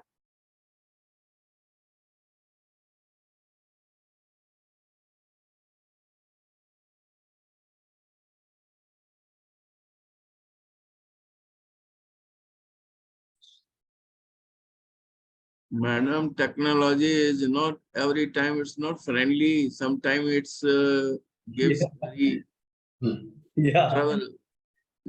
Glitches are many. Yeah.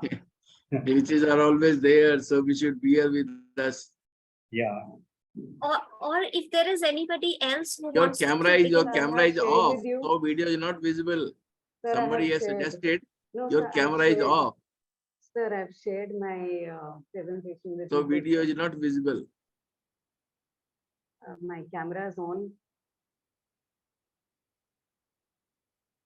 And I've shared my video, my presentation with Nitesh. Meanwhile, you can introduce yourself. Sir, I'm an educator in BVB Vidya Ashram, Jaipur, KM Munshi Marg Kendra, and I'm taking social science for the seniors for the secondary school. Okay, very good. Now, if Nitesh sir can share the. Please speak a bit louder. Yes, sir. Sure. Yeah. Just waiting for Nitesh sir to share the presentation.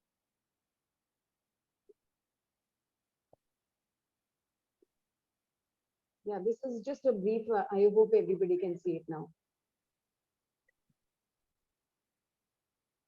Over here, as I have already mentioned, now there are some key principles that we have to keep in mind as far as the artificial intelligence ethics are concerned. So there are 5 basic principles that we talk about. One is privacy. What is privacy? Privacy is to ensure that the personal information is not misused by anybody. And in that case, privacy violations mainly occur as people expose an exclusive amount of personal information in online platform. I think this is what we all are doing, and we have to be very much aware about it. So my volume is quite loud enough. Can anybody, I mean, everybody is able to hear? Yes, ma'am. Yeah. The second principle that I'm talking about over here is accountability. Accountability means to ensure they use an ethical and responsible manner. Whatever we do, howsoever we are using the artificial intelligence, we need to be accountable towards it. Our next ethical principle is safety.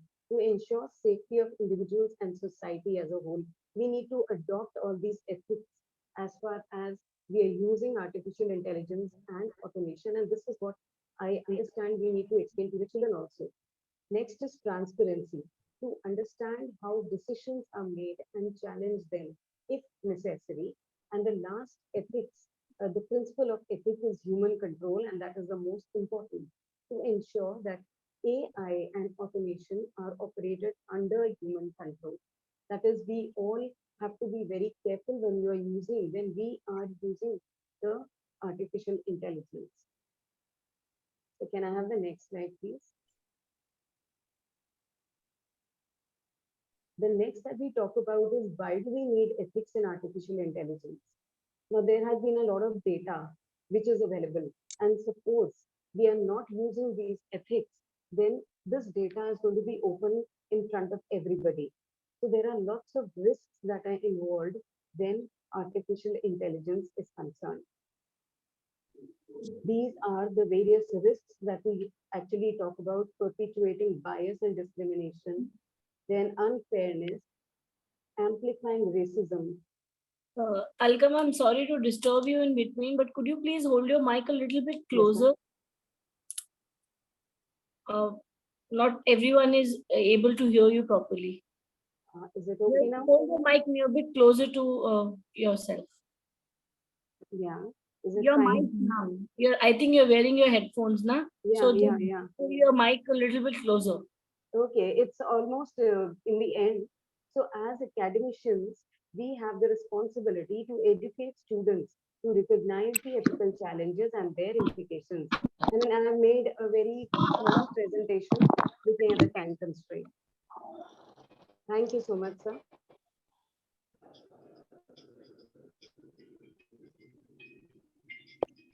Very nice. Dipali, any other? You ask others also of the group? Yes, sir. One group. Is there anyone else who wants to? Yes, ma'am.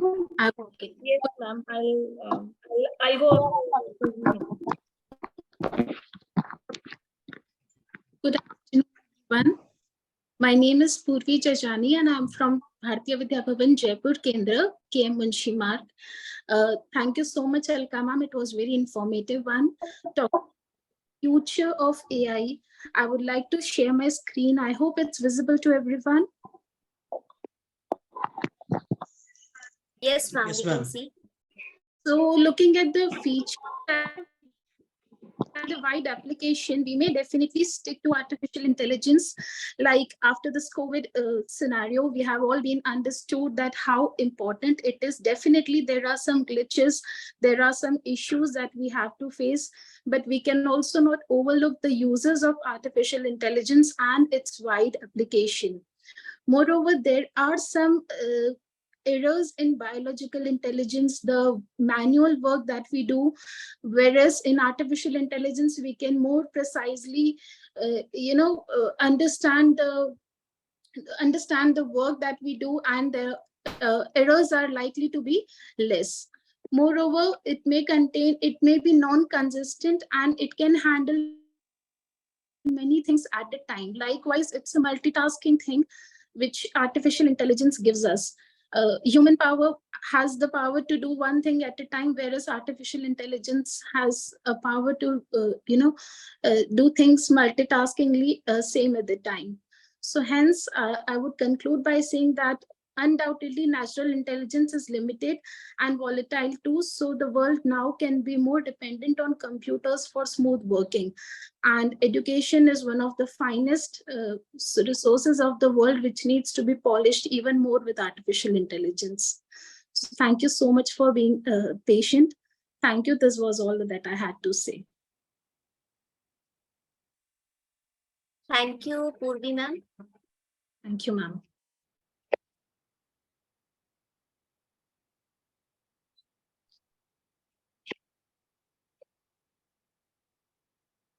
Ma'am, I would like to add on a few points. Please. Carry on. Good afternoon, everyone. My name is Bharti Luhani, and I'm currently working as PRT Science in Bharatiya Vidya Bhavan Vidya Ashram, KM Munshi Marg, Jaipur, Kerala.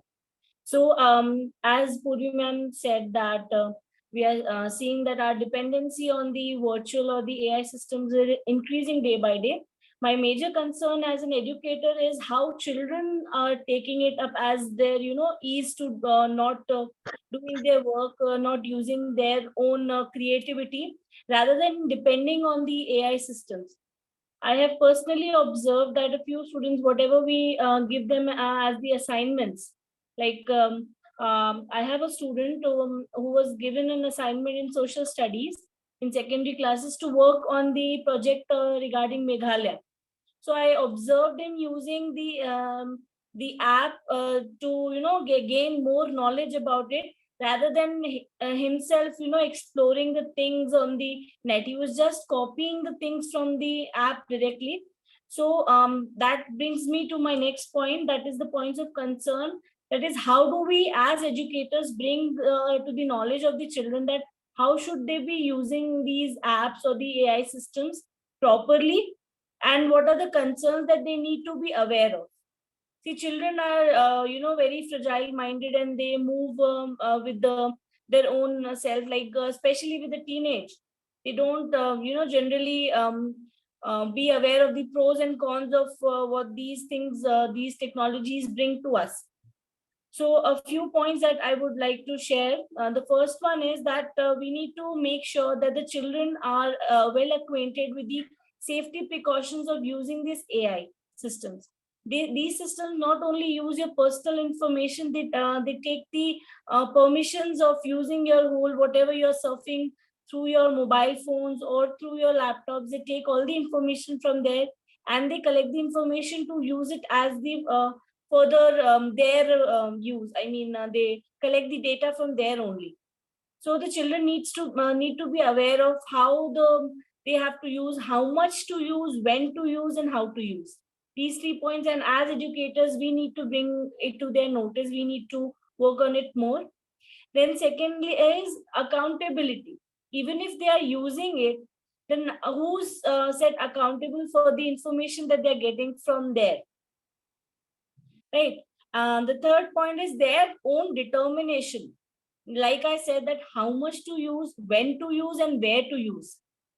They should be made aware of, and their whole determination we should be motivating them to be determined enough that, okay, fine, you use it, but you use it in an amount that does not harms your own creativity and does not make you 100% dependable on these AI and the apps that are easily available throughout the internet. Then literacy rate is also, I read an article that said that literacy rate is little bit affected due to it. Children are more prone to being dependent on these apps. That, say suppose I am giving any topic to any child to speak. Say suppose I have given it in the class today, and the child has to speak tomorrow. So what the child would do is, the child would not think about it on their own self. They would just rather depend on these AI systems that they will copy down from there. So we need to make sure that we are also well acquainted before we give any topics, that where the child is getting the content from. Like, the child should also add their own creativity among the whatever we are topics we are giving. I would like to conclude on one point that as educators, we need to make sure that we are also well acquainted with these apps, but not completely dependent on it for the future purposes. Thank you, sir. Thank you, ma'am, for giving me this opportunity. Now, may I now request teachers from other schools also to participate in the discussion, because 3 teachers from K. Munshi Mart's other teachers also, other educators also.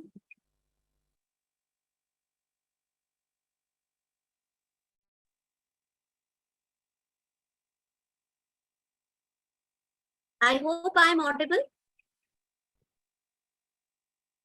Ma'am, the voice was cracking a bit, but now I think it is better. I only said that 3 teachers from Bharatiya Vidya Bhavan Vidyashram K. Munshi Marg have already spoken.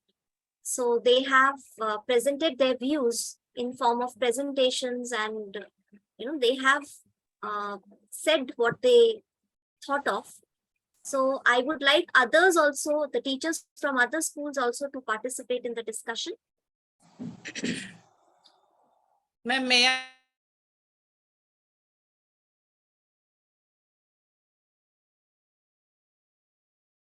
From Bhavan Tripura Vidya Mandir, Agartala Kendra. So, ethics of AI and automation theme.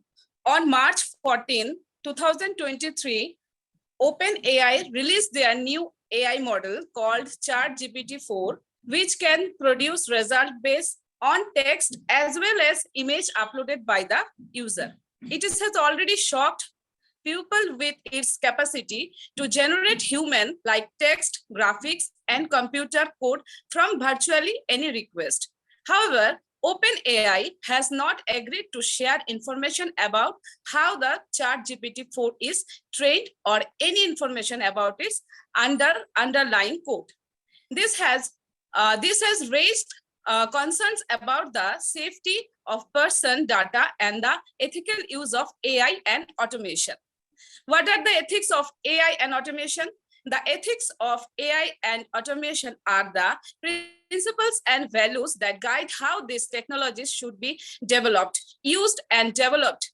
As AI and automation become more common and advanced, it is crucial to ensure that they are developed and used ethically, responsibly, and the benefit of society. The ethical consideration of AI and automation include privacy. The collection of use of data by all need to be done in a way that protects individually privacy and ensure that their personal information is not measured or mishandled. Accountability. As AI becomes more autonomous, it becomes more challenging to assign responsibility for their action. Clear lines of accountability need to be established for these technologies to ensure that they are used in a responsible and ethical manner. Transparency.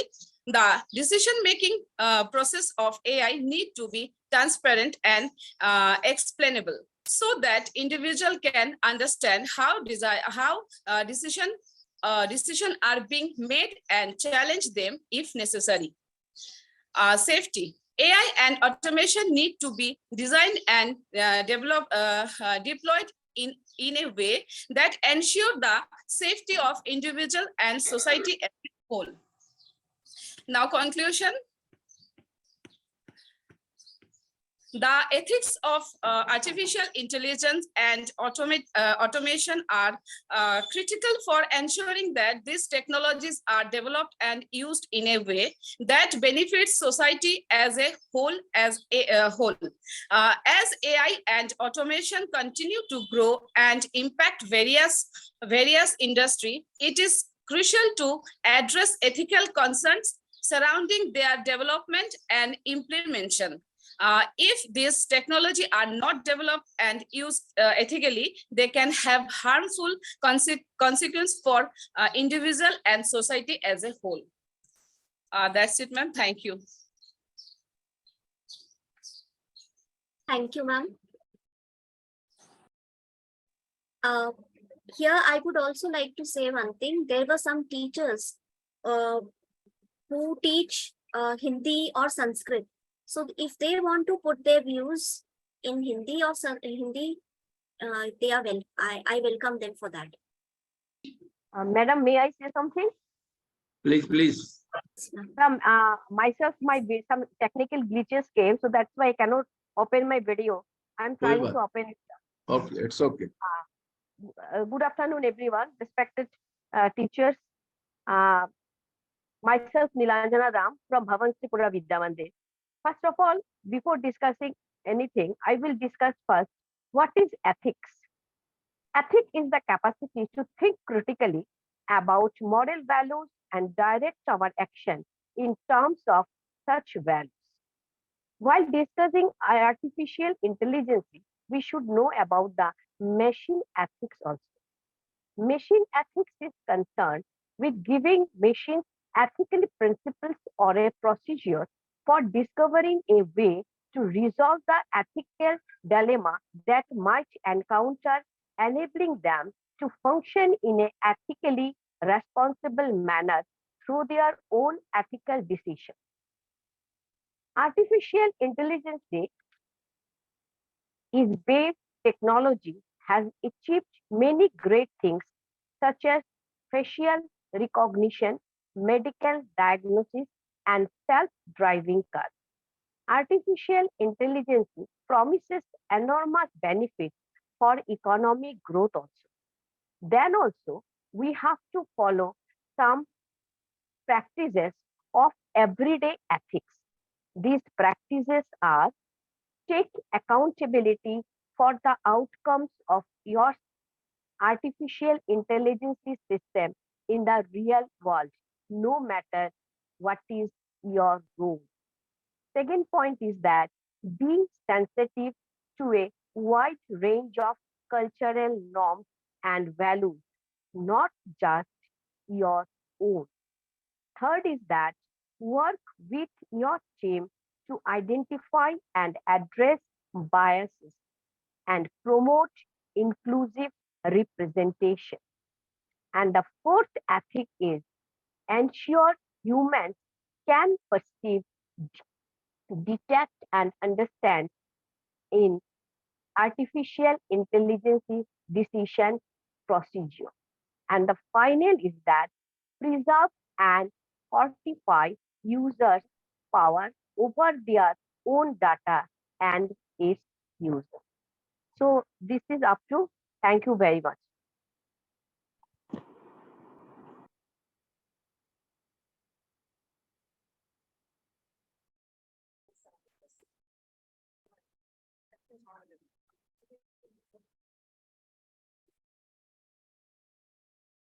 Thank you, ma'am.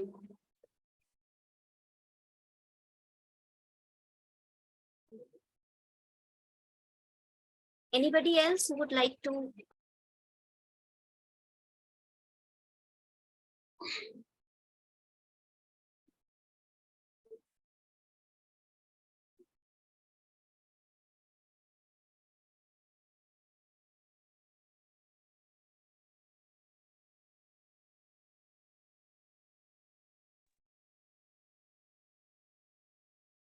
It's okay. If you want, you can call any of the.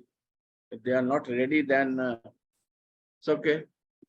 It is the first day that they may be little bit hesitant, thinking we should come forward or not come forward. They are hesitant a little. Sir, Sharma sir? Yes, yes. Sir, may I ask one question to our guest? Please, please. Actually, this question is from my mind when I am preparing this answer. May I ask you, sir? Please. Sir, myself, Nilanjana Dam from Agartala Bhavan Tripura Vidya Mandir, sir. Sir, is it necessary that machine ethics should also follow our human ethics? If it is harmful for the society as well as the human being, then why we are focusing by giving importance to it, sir? We have seen so the different PPT and other sources that it has good side is less than its negative or dark side. Then also every day, every moment we are inclining towards it. Why, sir? You're asking me? Yes, sir. I'm asking. Yeah, you. Nilanjana. You spoke about the positive aspect of it, and now you're asking why. The big question is why. Why we slip towards the negative side, isn't it? Yes, sir. Yeah, I think this is the human nature. Human nature that's easy to fall back towards the negative side. Now, I just give you an example. That is on the street, on the roadside, when the two people they indulge themselves in a kind of brawl, then you would see the people coming, making a crowd to hear that what is going on. And if the two people they talk something positive, something nice, there is nobody going getting collected to hear that. I think this is the human nature.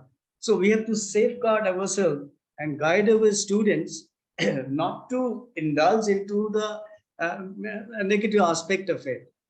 So this is my point. I just yeah. Does that did I understand your question well? Yes, sir. Then, sir, my question is that every day we are depending, our dependence on the artificial intelligence is increasing day by day, sir. No, here I would say it was nothing new, nothing new. In the past, rather at home, if you see when there was no technology, now we always depended upon the parents. And at home, suppose the child does something, then the parents, if they are very nice ones and mature parents, तो थोड़ा टोका टाकी करेंगे. They will advise, right? And the child's behavior gets groomed.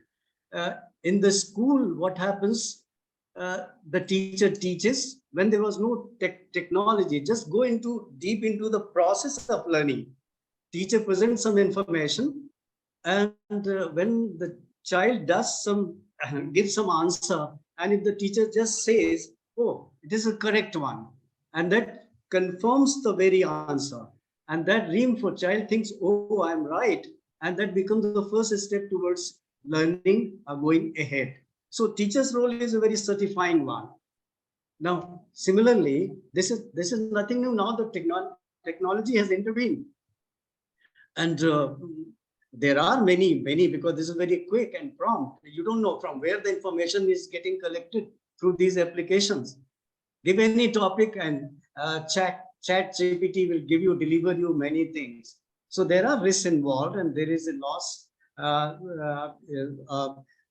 on the count of creativity and active participation in the whole process of learning. So teacher has to be very careful about this, and unless you safeguard yourself, because teachers themselves are rather we ourselves get tempted to find a solution on Google immediately.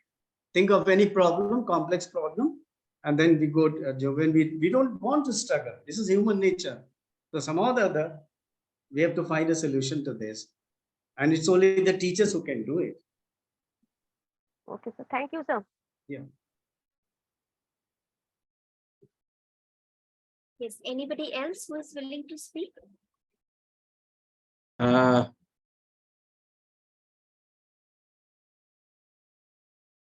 We have 15 participants. Dipali ma'am, you can ask for the concluding remarks by the presiding officer. Yes, sir. We don't have much time. Okay. So, Katiyar sir, I would request you to give the concluding remarks, as sir said. Yeah.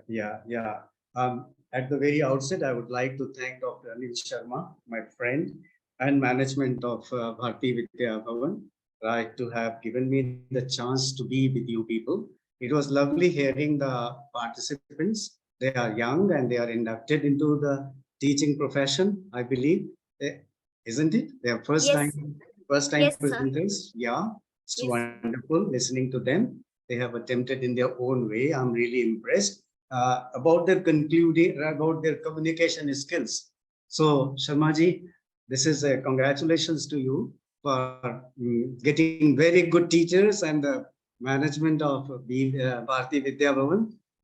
So it's a long journey.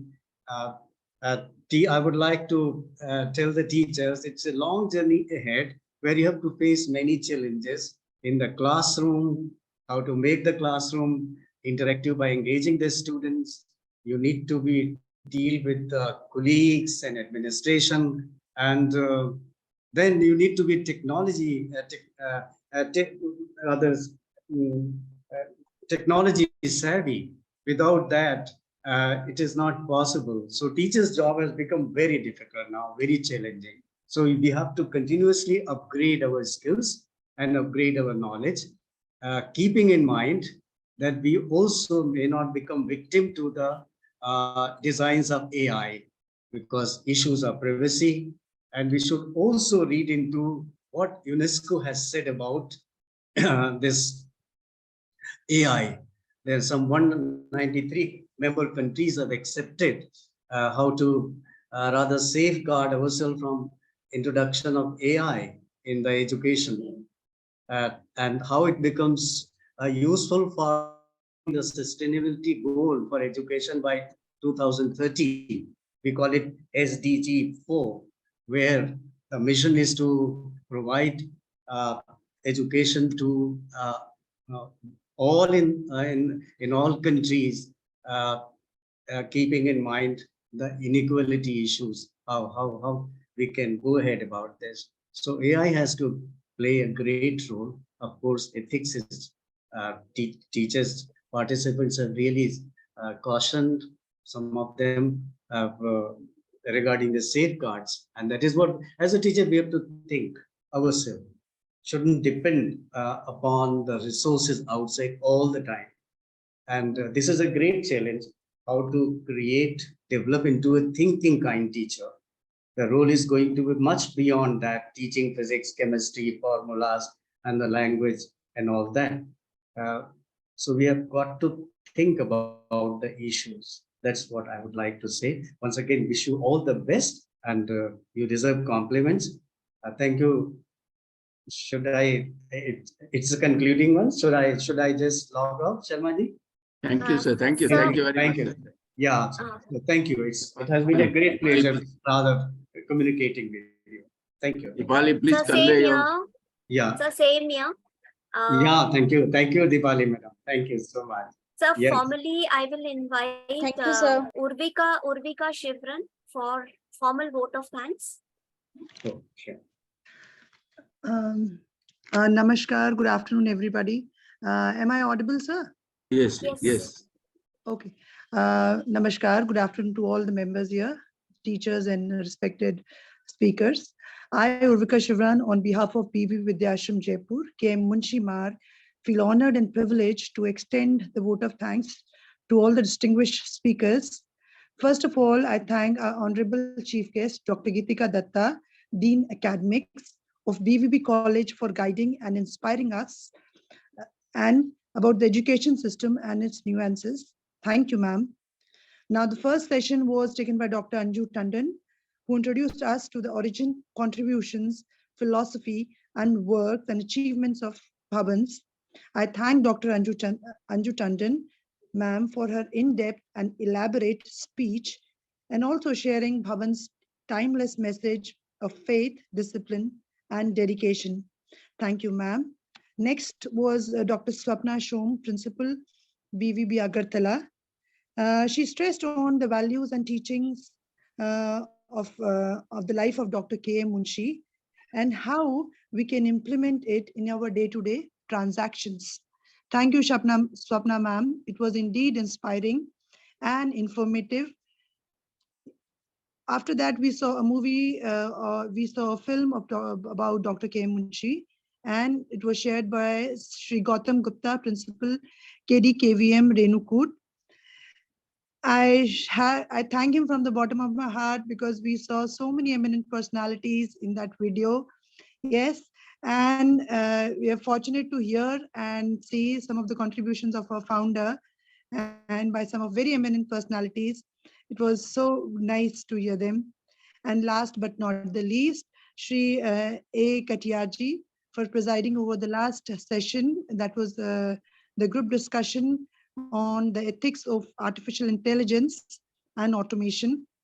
I also thank all the participating teachers who gave us an overview about AI and what are its advantages and disadvantages. As a teacher, what we have to take care. Now, I thank Dipali ma'am and Dr. A.K. Sharma ji, and I hand over the mic to Dipali ma'am. Over to you, ma'am. Thank you. Thank you, sir. Thank you. Thank you. It has been a great pleasure being with you all. Thank you so much. Thank you, sir. Thank you. Thank you, Dr. Ali, can I take 1 minute? I want to show them one thing. Yes, sir.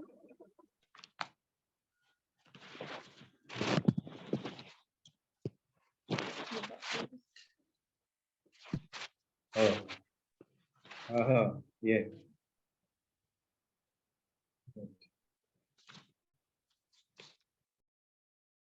Oh, sorry. I think this is not working.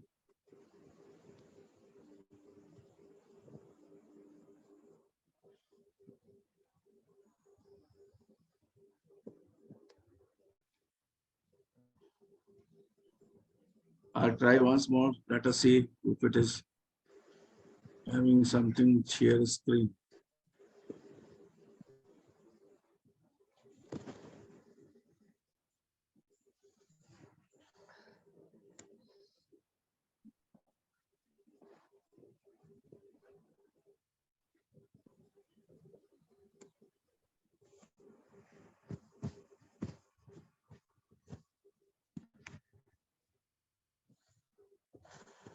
This is actually what happens when the video is not supporting you or the audio is not supporting you. Can you listen? Can you Yes, listen? sir. Yes, sir. Yes. Yes, sir. Yes, sir.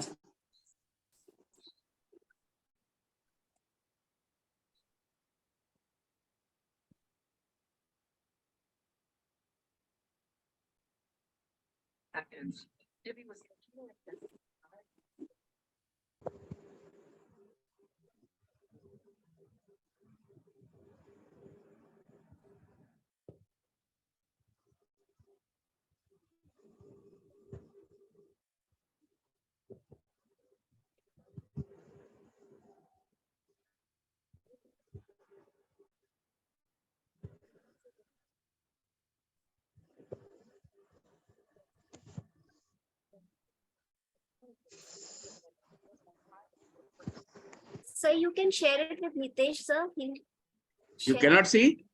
No, sir. No. Can't see and We neither. can't see. It's inaudible also. You cannot see? No, sir. No, sir, it's not running right now.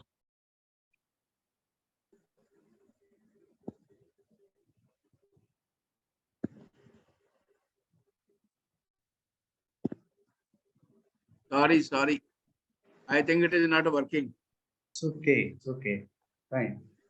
It's okay. Later on, we'll see that it should be shown to you. Okay. Okay. Thank you all. Thank you, Sharma ji. Thank you. Thank you, sir. Thank you. Dipali ma'am. Sir, Thank you. sir, we end our sessions with prayer. Okay. Now, Okay. I didn't know. Yeah. And I'll just quote here Abraham Lincoln, where he said, "My concern is not whether God is on our side. My greatest concern is to be on God's side. For God is always right." And perhaps that is the reason Lord Krishna was on the side of Pandavas.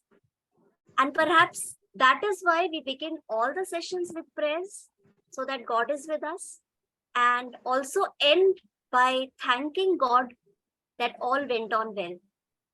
So I request you all to join your hands and be ready for Shanti Path.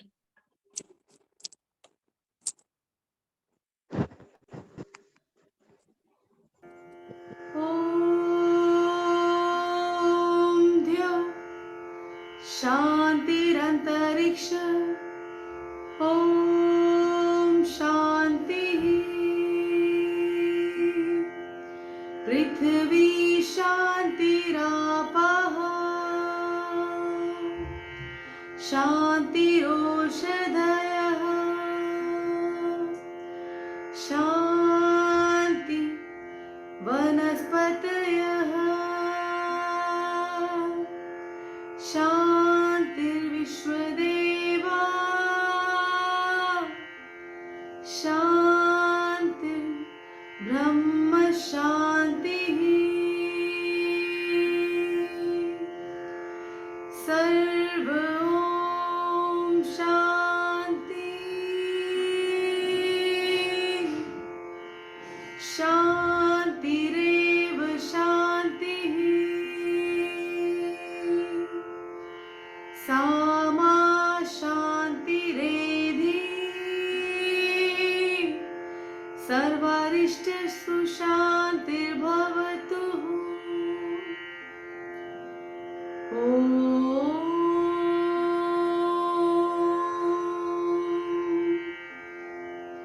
शान्ति शान्ति शान्तिः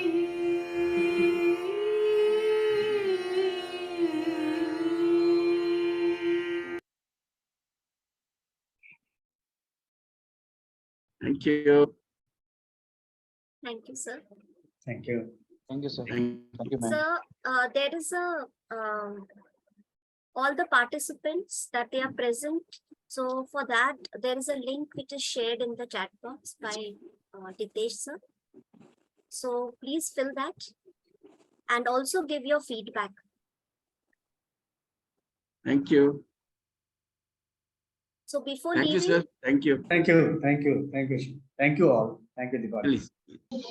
Yeah. Thank you, sir. Thank you. Thank you. Thank you, sir. Thank you. Thank you. Thank you, sir. Thank you, ma'am. thank you, ma'am. Nitesh Thank sir, you. I think you have shared that. Thank you, sir. Thank you, Yes, ma'am, sir. it's there in the chat. Yes. It's a request to all that please fill the attendance sheet and then you can Thank you, leave the ma'am. meeting. Thank you so much. All the participants are requested to please fill the attendance sheet. Ma'am, not able to see the attendance sheet because so many messages are coming. Maybe it is it's not visible or it has gone Sir, somewhere. It is not there. It is not there. Sir, share it once again. Nitesh sir. Ma'am, the Share link it is again, not ma'am. visible. It's a request. Please do not send the messages in the chat group as I'm sharing the link over there. I'm sharing it again for the third time. Please check.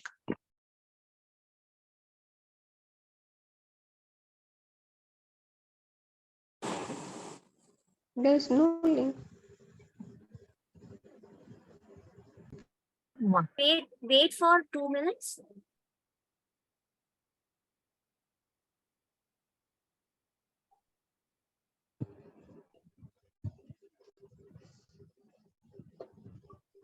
Oh.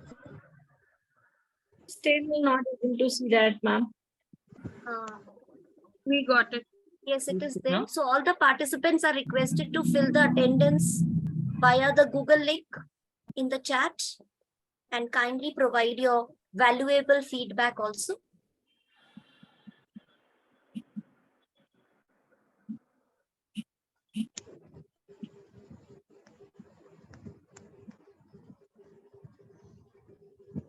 Now it is there. Yes. Yes, ma'am, it is there.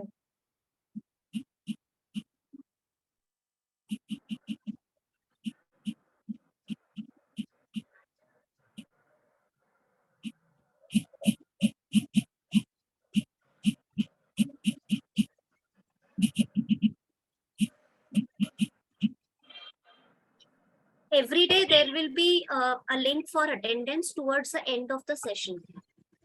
So towards the end, it's better that you don't send messages. Like sir has already shared it. I think thrice he shared.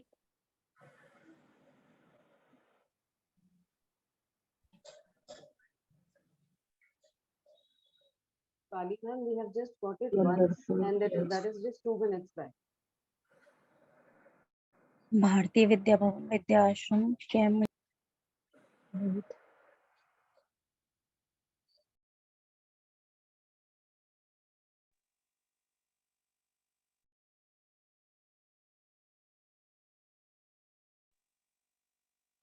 Can we leave?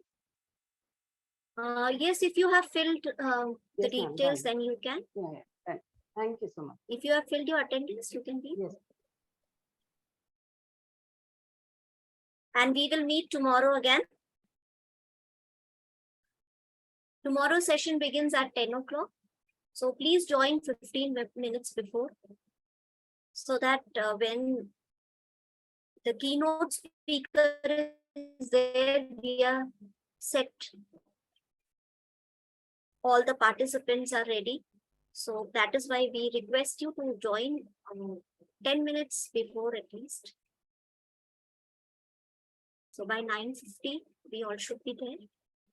Because in case sir has got some instructions, so if he has to give some instructions, he gives instructions also during that time. And one more thing,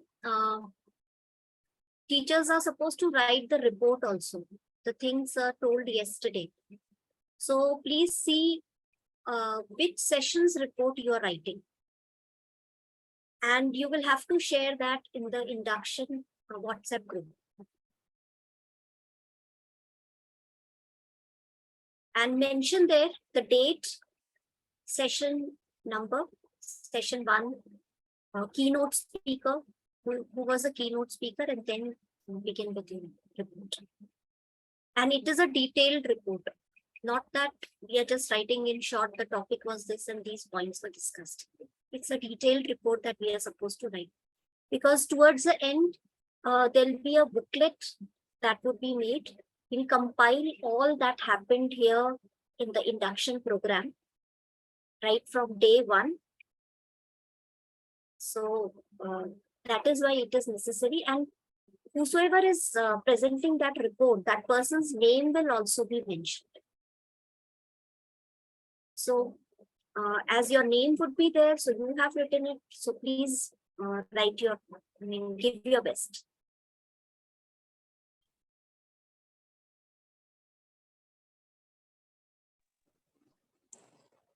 Yes, ma'am. We are going to send the report in our induction group itself. Thank you, ma'am, for guiding us. Now, those who have filled the details, you can leave. Thank you so much. Thank you. Thank you, ma'am. Good afternoon, ma'am. Thank you, ma'am. Good afternoon. Good afternoon, ma'am. Thank you, ma'am.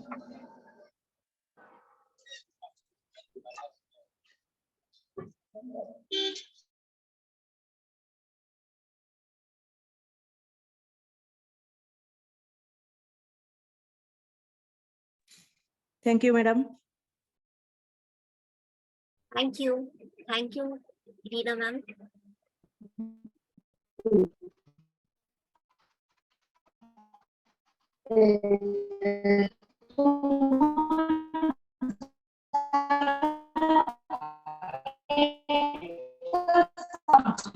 Thank you, ma'am. Thank you, madam. Thank you. Thank you, ma'am. Phone করে করে বলতে হবে তুমি এটা ওই গ্রুপটাতে দিয়ে দাও তারপরে তো দেখে টিচাররা ফোন করবে আর কি। যেমন আমার ক্লাসের একটা আছে যাকে একদম দিতেই হবে আর বাকি এখানে টোটাল 11টা স্টুডেন্ট আছে বাকি দেখতে হবে if they want they will leave এরকম। Yes, Alok sir, you are not in the induction group, you said. Yes, ma'am. I'm not in that group. So did you not fill the form, the registration form? No, I have filled it. And tomorrow, today morning, I also filled that from form. where? So from where did you get that form? You're from which school? Just I'm from Bhavan's KD KVM Renukut, Sonbhadra. Okay. So, sir, if you could, you please share your details with AK Sharma sir if you have his number. Perhaps you don't have my number. So you share your details with AK Sharma sir. Okay. So okay. he will add you in the group. I'll request him. And you request there that you are not in the WhatsApp group. So request sir to add you in the group. Okay. Okay. Thank you.